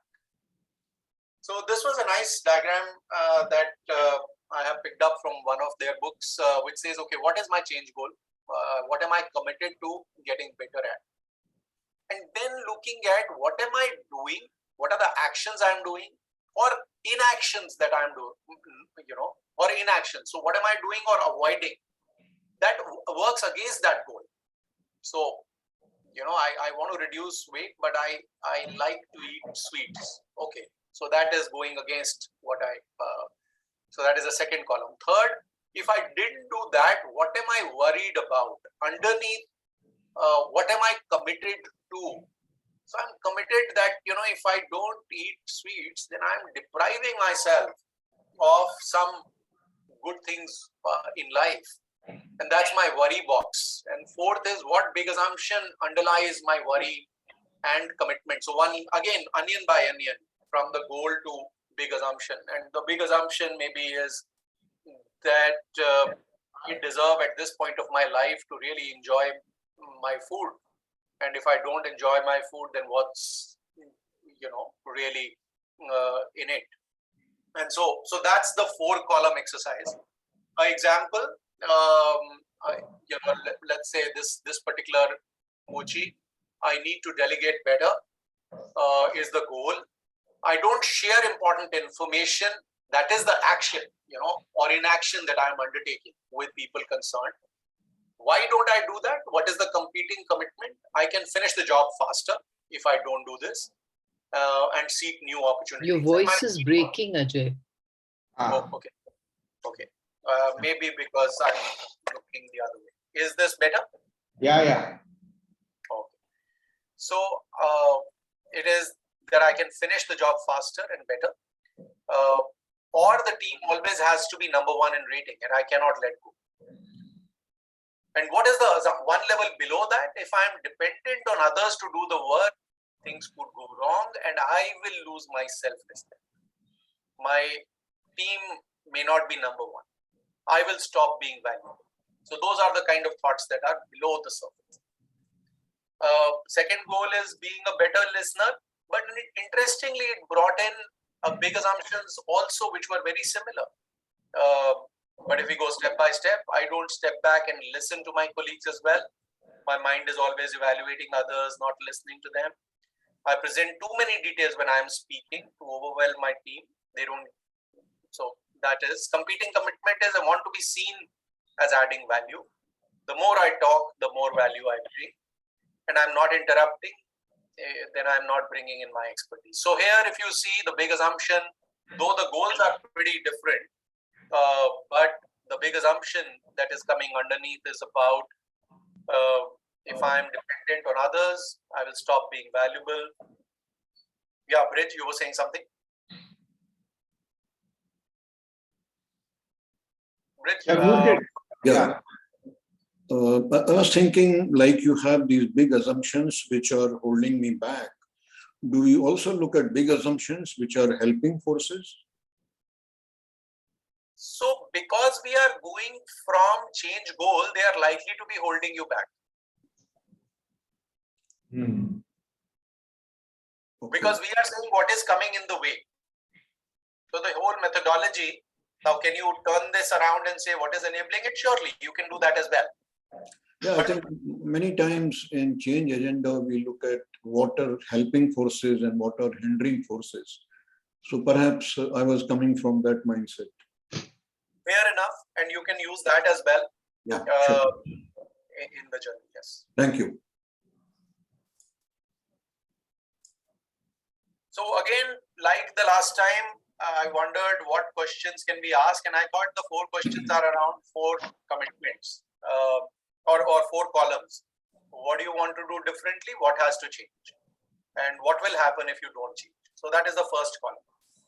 That is first question you can ask. What are you currently doing that is preventing the change from happening? That is the second column. What is the worst thing that would happen if you stop doing the actions you've described, which are hindering the change, and you did opposite itself? Then what worst will happen? That will bring out the hidden commitment, competing commitment. And what would happen if the thing you are committed to avoiding happened? What are you afraid of? Those are 4 questions I thought will be helpful coaching questions. Again, Bob Keegan says, interestingly, this whole game about between what we think and what we say is what coaching is probably all about. And what contributes to what we think, the gap between what we think and what we say, are experiences. The example I gave about this, my coachee, Amit, the experience of the manager. It can be the social and cultural conditioning as well. And it can be heritage and history in a big way. I'll give you an example. Social, we can understand guy growing up, father, examples, school, etc. But I'll give you a very interesting example of heritage. I was a couple of years back with my son in New York. My son was at that time working in New York. And we were taking a walk in that beautiful garden, what is it called, Central Park. And I said, Shikhar, he did his undergrad there and he was working in US. I said, Shikhar, I observed that most of your friends are, either Indians or Asians. And even if they are Americans, then they are Americans of Asian origin or non-European origin. He said, I've never thought about that. I said, yeah, I mean, look at it. He said, yeah, it looks like that with 1 or 2 exceptions. That's true. So I said, what is the reason for it? And he said, I don't know. And I said, could it be that, we were ruled by these white people for so long that you are holding that in your unconscious, subconscious, and that's holding you back from there? And he said, possible. I'm not sure, but possible. Now, he was born much after 47. He's never seen any of this. But that's how heritage and history also impact some of these. So I thought I'll share that example. Summing it up, how do I see these 2 concepts coming together? A big assumption needs to change into effective assumptions. Small experiments we need to conduct to bring about the change, which is what coaching agenda is all about. Growth mindset will help us challenge the big assumption, and it is the key that opens the lock of big assumption, as I see. So that's the connection as I see between the 2 books. And what can we do? We can help coaches unravel these, facilitate reflection on these beliefs, enable them to think how will change help them, support them in deriving learnings from failures as they go along this change, and encourage them to do small experiments. At the same time, solicit help from trusted stakeholders. Excellent. Lastly, because I talked about 2 books, let me introduce a third book that I found very useful. This is Biology of Belief by Bruce Lipton.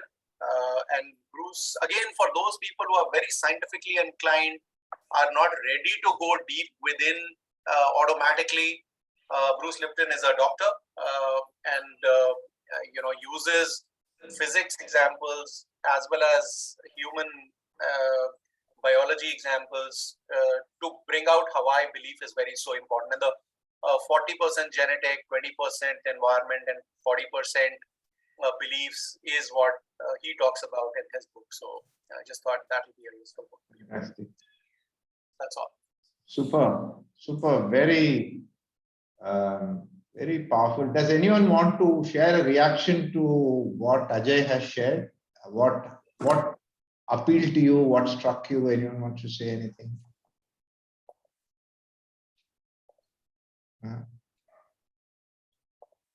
Sure. What I would like to say is what I've taken away is that your mindset is actually the determining factor to where you're going to head.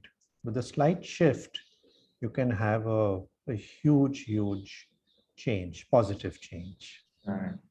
Okay, great. Yeah, my takeaway is Raman Rao this side. Actually, this may be the fundamental for a coaching because if that mindset is not understood and tries to change, probably coaching will become difficult. So understanding this will make entire journey very, very easy and very effective. So very beautiful and very important for the beginners like us who are just started coaching the people. Great. Anybody else?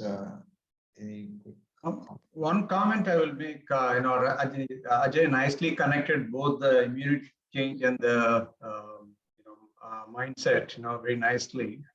I was thinking about the unhelpful ways of thinking. Somewhere I heard these are like life sentences we give it to ourselves. I'm not like this. I'm like this. I won't do that.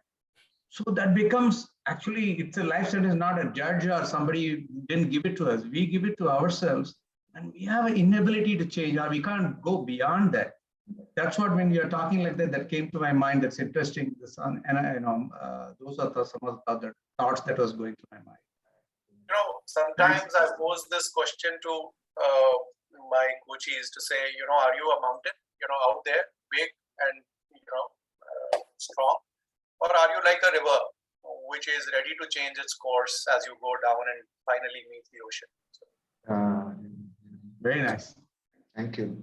Yes, Bridge. Last word before we move on. I thought, Ajay, I like 2 things. One is that identifying the gap between what you are able to do and what you passionately want to do.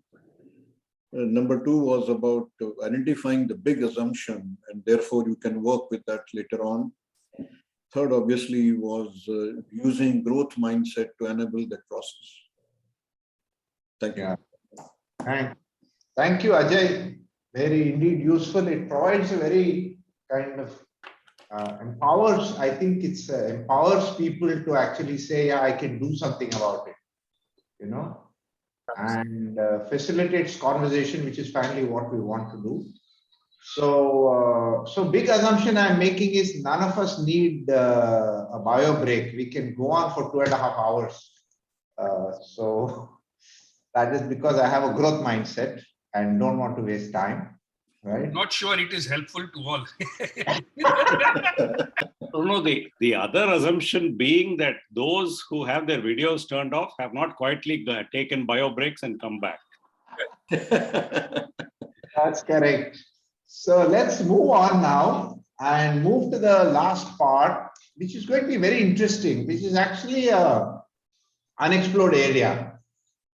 We've looked at assumptions, we've looked at what is underlying, but we've seldom looked at emotional intelligence as a port of call as far as unhelpful ways of thinking is concerned, and none better than our dear Senthil, who spent a decade unraveling the secrets of emotional intelligence, to tell us what he discovered, because it became a little bit of a research project for Senthil to say, now that you've asked this question, I have to nearly figure out what really lies there. Senthil, over to you. Great. Thanks, Ganesh, for this opportunity in the first place. And I think I'm joining the medley of mindfulness and, gremlins and the self-limiting beliefs and the mindsets to add on my bit of it. And I will probably, after this wonderful presentations from all of you, I'll go in the format of a T20, just hit it off as the last guy in the 4 into 100 meters relay, right? Okay, so the baton is on me with me now. So let me get started. I would probably request Sangeeta or one of you to just operate the slides for me, because there's some problem with my laptop. Yes, I shall do it, sir. Yeah. Oh, great. Thanks for that. EQI, as many of you would be knowing, and I'm aware of the fact that not all of you probably would have, been certified in it, but you definitely had it in your PG pack, and I'm sure you've had the exposure to look at and understand what an EQI 2.0 report would actually be coming out with, right?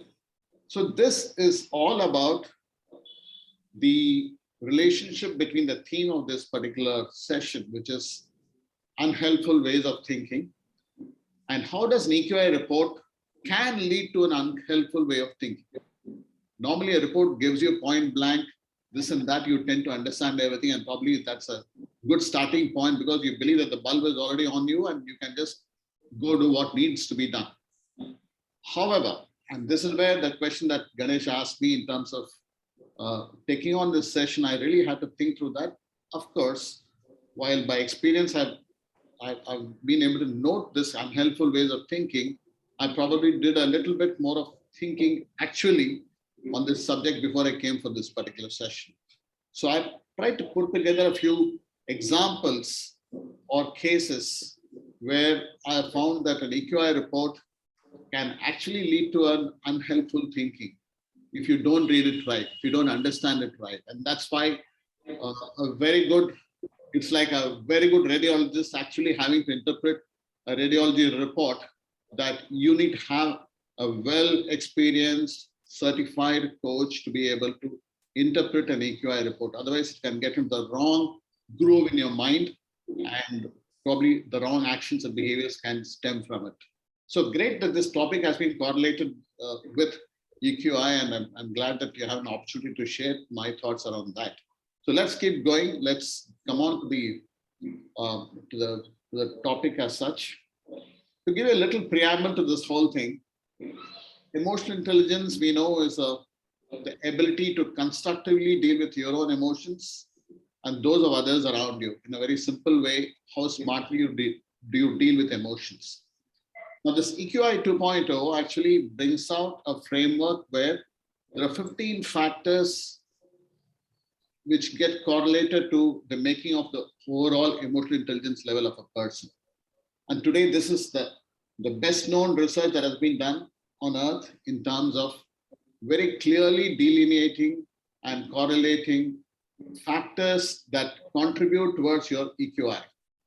And I've found in my many cases of what I've dealt with people, 99.9% there has been a success in terms of the identity of the person actually being exemplified by an EQI report. So the validity and the reliability of this particular instrument has been well beyond question. And so it's all the more important that we realize that the report has to be carefully understood. Now let me come to the brass tacks. Can you go on to the slide, please?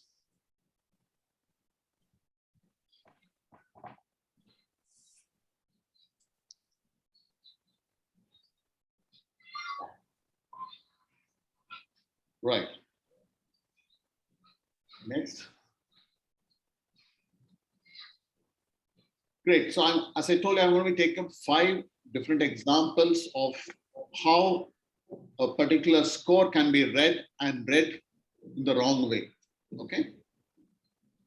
First example is one of assertiveness. Now, assertiveness is an important factor amongst the 15 factors which gets correlated with EQI. A high score on assertiveness, the immediate inference is assertiveness is my strength and I need to use it to the fullest, right? One thing that I've understood very importantly amongst all our strengths is overuse of strengths. We always talk about that, right? Overview of strengths and how it can actually at some point of time lead to a different experience which can actually boomerang on you. And I remember still the CFI class where I learned that the moment you push even a good belief to such an extent that it starts causing misery, and you realize that by your short breaths you're taking that and at that particular time, that it is no more a strength, it is actually abnegating your strength. So I went on to keep asking my people as to what is sitting behind this strength of assertiveness. What are the beliefs that are, driving this? One such limiting belief that has come up in my case was the guy saying that one needs to express strongly, show the aggressive intent as well, so that others listen and would buy in. This is actually a good belief to have. There's nothing wrong with this. Now, where does this problem come? Where does the unhelpfulness really come? It comes in a particular context. It comes in a particular context where there are two factors that are at play. And this is where EQI report talks about imbalance between two factors. It's not the absolute scores of the 15 factors, but it picks out by an algorithm those pair of factors which are not in balance. Now, let's say in this particular case, it has picked up this two factors, assertiveness and empathy, where they are not in balance, wherein you got a high assertiveness score and you got a low empathy score. Now, the power of EQI report is not on the absolute scores alone. More importantly, it comes from the imbalances that it brings out. And that's very, very crucial and critical. And this is the part that we need to understand. Because a person must go on a high ground, may go on a high ground, thinking that, my strength is my strength and I need to leverage it at any cost. And people normally would like to leverage it at most of the times. Now, please understand, again to recall, an overused strength and sometimes boomerang. And boomerang it does when it combines here, for example, with a low empathy. The gentleman has low empathy and is highly assertive. Imagine the consequences.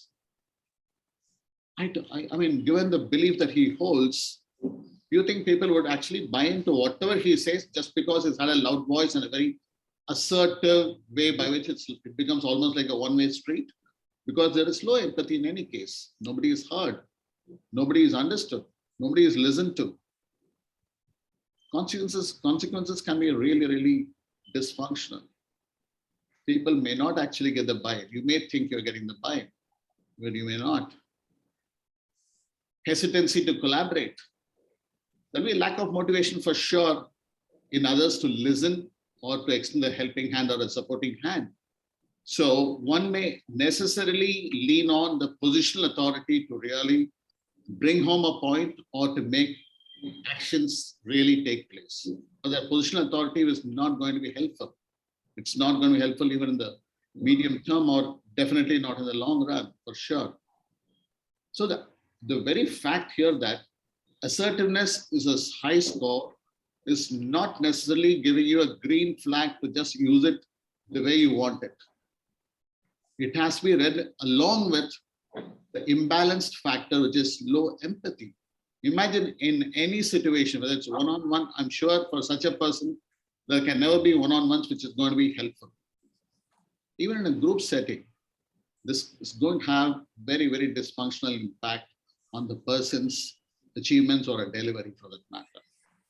So this is one such example where you would say that an imbalance properly read throws the spotlight on what in a context where you need to have empathy, while at the same time you need to be convincing in terms of your thought process, in terms of your expressions, in terms of your case that you're putting out. What happens there is what you read as consequences here. So this is one example. Let's move to the other example.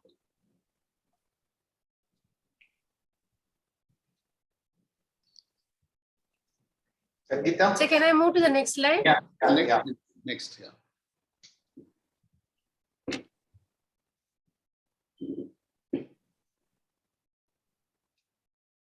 So as we are seeing it here, what are the two factors that are at play here in this case? You have impulse control and you have emotional stress tolerance.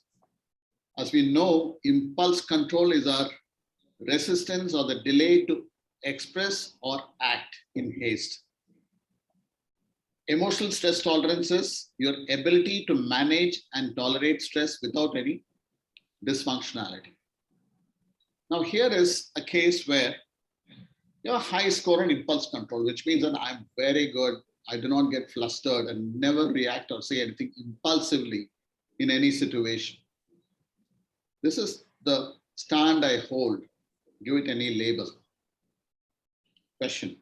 And this is very, very important as coaches for us. Understand what sits behind this as a belief. And that's where the truth lies. And that's where the value lies.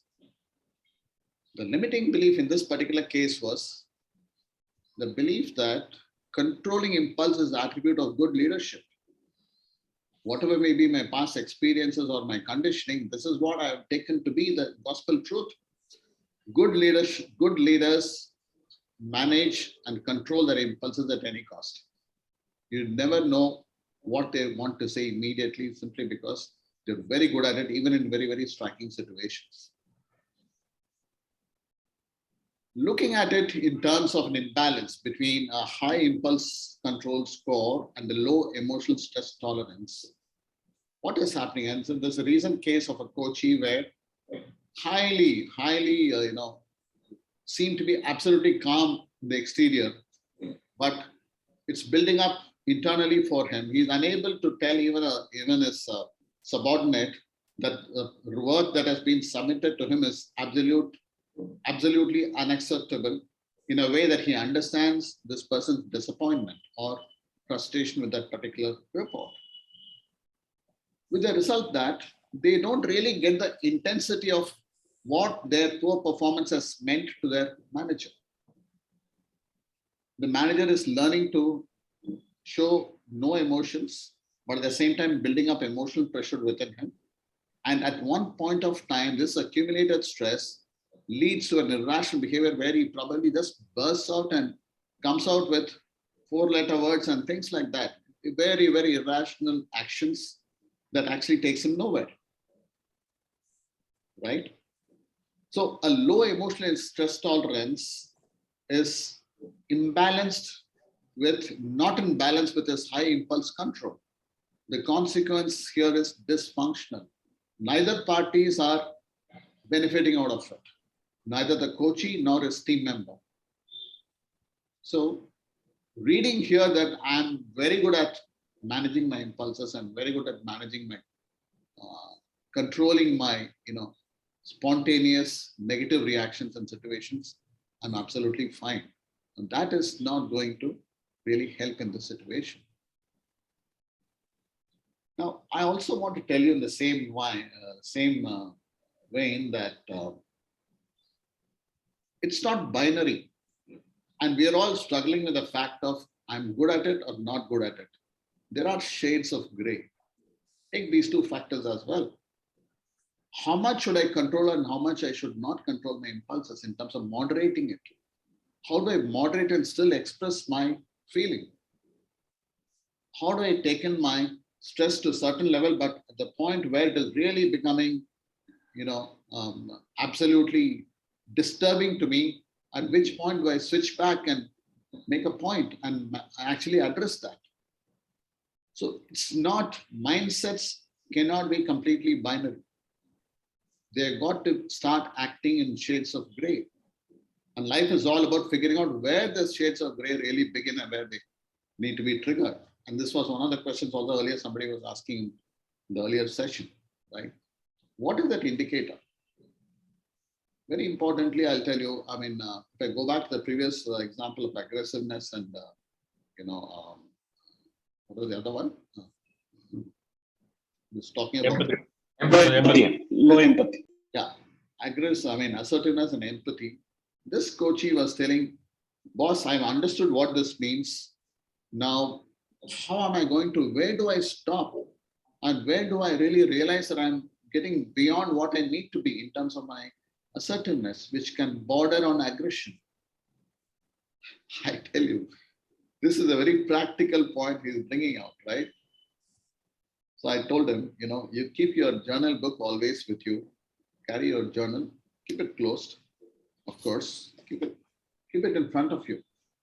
Just keep it in front of you. Some visual indicator to you, which is representing moderation on assertiveness or aggression, whatever you may call. I mean, I'm not getting into the definitions of this because people always, they switch between the two in terms of defining these things as a form of behavior. Well, we may technically have it, but practically it will always border on aggression, many a time. So he says that whenever you're in the meeting and going on, you are in any case sitting in front of many people and you're raising your pitch or the voice, let the presence of this book be the moderator for you visually. You know that at some point of time, you have to really be stopping. You shouldn't push beyond. So have some ways and means, either yourself or sometimes it can just be another colleague of you who can just raise his hand or shows visual sign to you that you are going beyond the lines. Right? I'm just giving a very practical tip that I gave to this person. Actually, it worked for this person. Now, people have this practical problem. We still will be struggling with this fact of where do I draw the line? Controlling impulses is impulse control is my strength. But where do I stop being, where do I really show my impulse? Where do I really moderate it? When do I really moderate it? These are practical questions.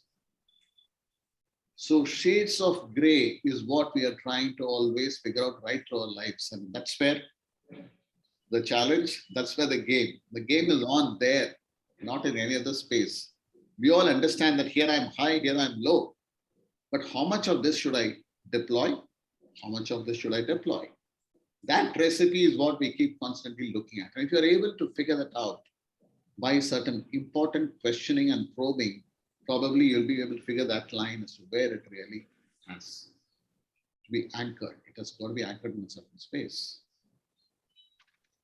Third example, between optimism and reality testing. I always know that I'm always optimistic, and that's my strength.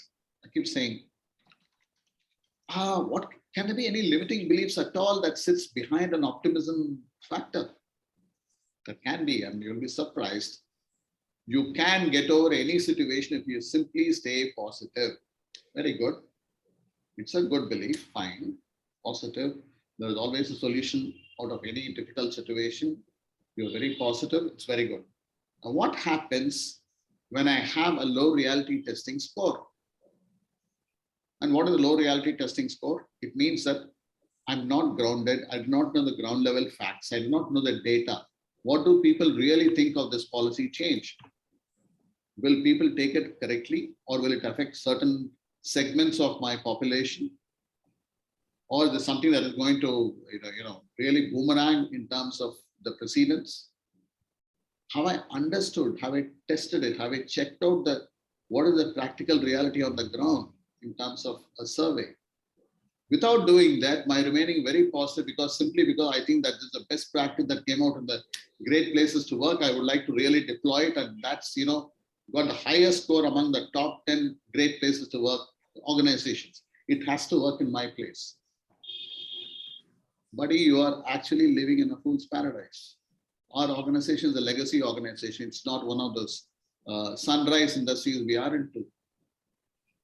Can we do this thing? So without understanding that, I stay in the realm of my highly optimistic mindset, which is good. But here you realize that you have pushed it to such an extent that you're not taking cognizance of the ground reality.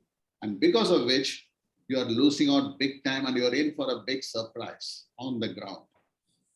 So the consequence is absence of concrete evidence to support your plans, right? You will experience negative surprises on the ground, failure in meeting expectations, because you will overcommit and underdeliver because you never understood what exactly was the ground reality. The competition is going ahead in terms of the latest product development processes, whereas we are lagging behind. Did you know that? Simply saying that now our new product is going to be the first one to hit in shortest possible time and we'll be having the first mover advantage, everything you talk about, but the fact is, I've not gathered the data around the competition as to where they stand with regard to the same new product development. Obviously, there's going to be a risk on credibility between what I say and what I actually achieve on the ground. Now, in all this, again, I'm underlying the fact that strength getting overplayed will have to be seen in the light of the imbalance it has got against the low score factor, which is what the EQI really brings out. And that's where the God lies, that's where the devil lies, both. God lies there in the imbalances, devil lies there in the imbalances. We need to understand this.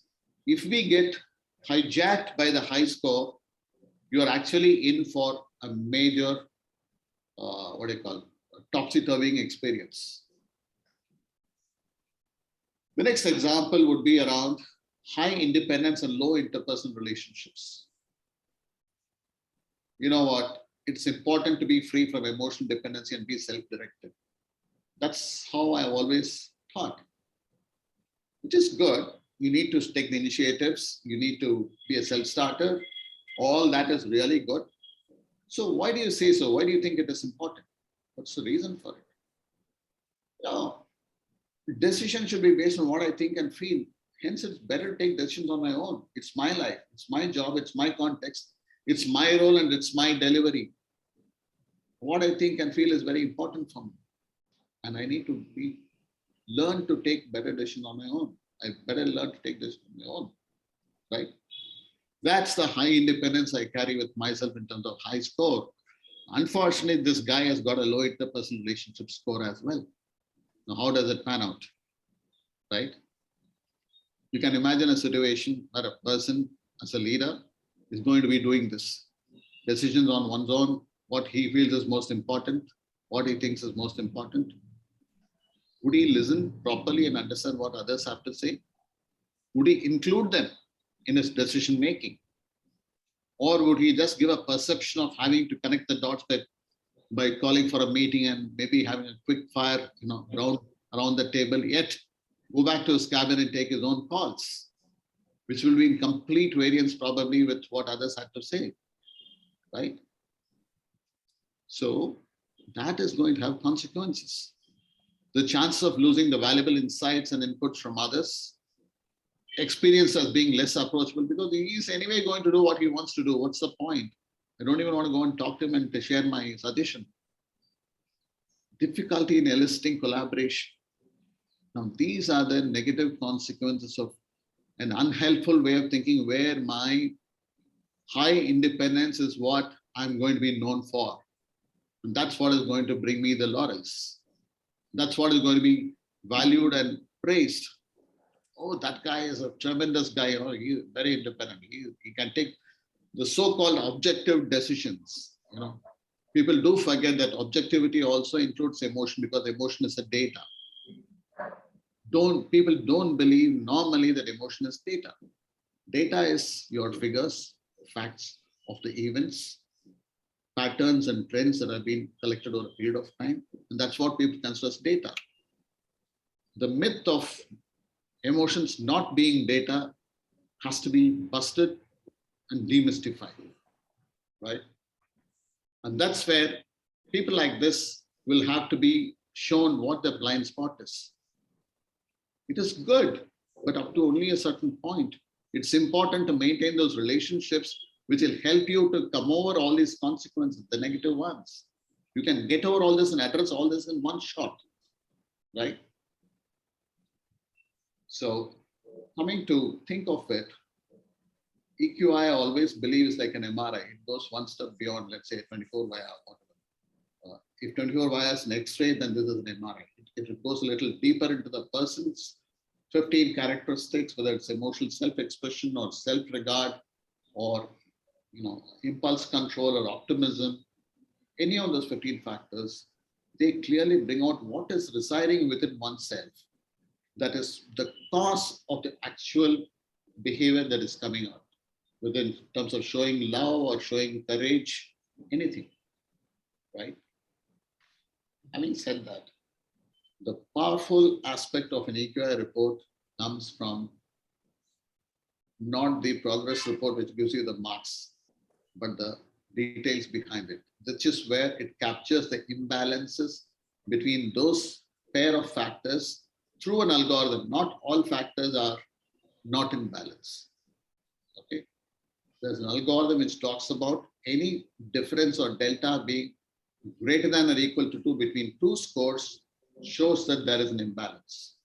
And that's where these imbalance factors are brought out. The negative consequences are also pointed out in the report. One should be able to say that. Now here, be very clear that if a person runs away with looking at the progress report saying that I've scored high in this, I've scored high in that, and then walks away with a great feeling, let it be a good, great feeling. However, this aspect of it, if it is not pointed out or flagged on to this person, he'll be completely at a loss because he is not taking back what he should be taking back from an EQI 2.0. And that is why even we say that an EQI report has to be shared with a person slightly beforehand and not well in advance, because a person may get carried away and have his own kinds of assumptions about how he has fared in that particular test. So it has to be carefully handled with a clear highlight and spotlight on the imbalances. It's the imbalance which really discovers what wrong path a person can take by simply going with an absolute score.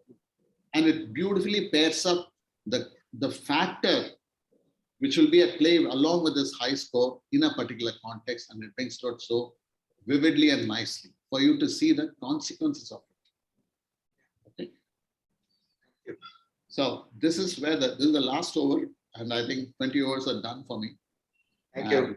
Welcome for any questions. Thank you. Yeah, I want to make one is that the EQIT report also tells you that oversupply and undersupply. They put a score of 30 and below is the undersupply of emotion, and 70 and above is oversupply, and both they caution you that both are not good. So you got to be in the range of 30-70. So that's one comment. Number two, if you look at the value of virtue of temperance, I'm saying in VIA report, it has got two values, prudence and self-regulation. Going behind these things is that a person must have these two values in him, and then, or him or her, and then you see that overuse and underuse of any emotion can be controlled, and also is keeping in view the perspective. Though it doesn't come in the virtue of temperance, but actually from the knowledge and wisdom, you can use that. It's not cast in stone. These values are not cast in stone. So if you have good knowledge or good perspective, prudence and self-regulation, you can control on high and lows of emotional supply. That's my view. Thank you. Thank you, Suresh. Senthil, that is very useful because we haven't really looked so far at emotional intelligence as a port of call in unearthing unhelpful ways of thinking and using the imbalance as a way of actually getting there. I think it provides us, many of us are quite excited about using EQI, so this is very useful. Hari? Yeah, I just wanted to check with Senthil. Senthil, one of the assumptions or theories that I work with is about how the score on self-regard is again something that's very intimately connected to self-limiting beliefs. Because my whole sense of self, my belief, my worth, and all of that also influences my own behaviors across the other factors. Would that be your reading also? That you look at any of these imbalances along with the score on self-regard to also put an additional element to it, or am I overcomplicating it? You're kind of spot on there in terms of your thoughts, Hari, in the first place. The overall picture with which a person moves in life, I think, is largely determined by this factor called self-regard that he has in himself. Right. And that is a summation of various factors, various beliefs that he is holding about himself. Himself, I think the world, everything, I mean, all of what we talk of in SLB. The worldview, everything is based around one of those very important points is self-regard. Right. And certainly, you will find that when a person is having a very intense SLB, it has a very intense correlation with self-regard, very rightly said. Right. And you can then predict and forecast what the behaviors can be on account of that. Right. And you will see that in the narrative of the coachee himself or herself, that, this is how it is. Right. So you are right, absolutely right. There is a phenomenal correlation between these two. Sure. Thanks, Andrew. Thank you. Thank you, everybody. You want to say something? Since I have one small question, can I? Sure. We are going to be 5. So yeah, go ahead. No, I just wanted to check when he said about imbalancing, is there any comparison with a model or an ideal, balancing as part of the report? It is very, very simple, Shekhar. If as per the delta between two factors, the score is less than 10, they are perfectly in balance. And these are reliability tested and validity tested. So you can rest assured that that score signifies the reality of a balance or an imbalance, and you can work around that basis. And that's the criteria that gets used. Yeah, right. Yeah. Okay. Thanks everybody for being here and participating in today's session. It's really a teaser, an opportunity for you to know all the possibilities that exist as far as working with unhelpful ways of thinking of different kinds are concerned. Different approaches, different schools of thought. There is no one truth to it. Obviously, the starting point is about being mindful, being able to observe, watch our thoughts, distancing ourselves. I think that's one. Breathing and focusing on breathing and meditative practice as a way of strengthening is yet another way of doing it. Clearly, knowing that there is a duality in us, and the other one, the darker side, is the gremlin. And the gremlin has access to all our history and is there to actually squelch us. That our breathing is actually a great barometer to know whether we are feeling miserable. I think that's a great barometer of knowing that if I'm feeling miserable, then I'm under the influence of the gremlin. And then, of course, we have this great 4 irrational beliefs that Rahul spoke about, which is the demandingness, the awfulization, the low frustration tolerance, and the depreciation. I think is a very powerful framework to start looking at it. But the important thing is to not interpret it too much, but go by the self-talk of the coachee as a way of actually learning it. So that's another framework for us to get deep into, learn a lot more about, and see how I can use it to unearth and help my coachees find more balanced beliefs. And then we have these 2 powerful pieces of work by Kagan and Carol Dweck, which offers various ways. One in a very subtle, nuanced way of helping people get in touch with the mindsets. The other is to provide a very structured framework to say what will come in the way of actually achieving change. I think both are very powerful.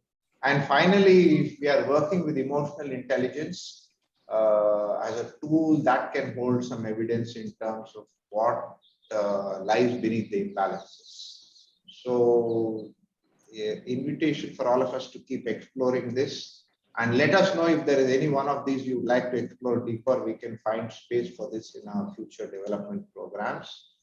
Rahul, Sudha, and Senthil and Ajay, thanks for being here and doing what you did. Truly appreciate it. I want to remind all of you about 17th of March. We have a very, very exciting kind of webinar on coaching for transition. We have 4 powerful people. We have Ashok Ramachandran from the Aditya Birla Group, and we've done a lot of work. They've done enormous amount of maybe pioneering work in transition coaching. Ashok Ramachandran is there. We have Ayakant from Wipro Enterprises. He's the CHRO of Wipro Enterprises. He's going to be there. We also have our coach, our very own Oscar Briganza. This panel will be moderated by me, and we are going to talk about power of transition coaching. We are seeing increasing demand for transition coaching in India, and there are opportunities for all of us as coaches to deepen our knowledge in this area, gain expertise so that we can support executives with transition.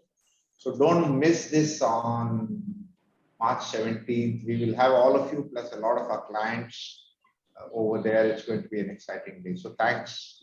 Sangeeta, thanks for your support. Thanks, everybody. Thanks for being here. Thank you. Thank you. Thank you. Thank you very much. Thank you. Thank you. Thank you. Bye. Thank you. Bye-bye. Thank you.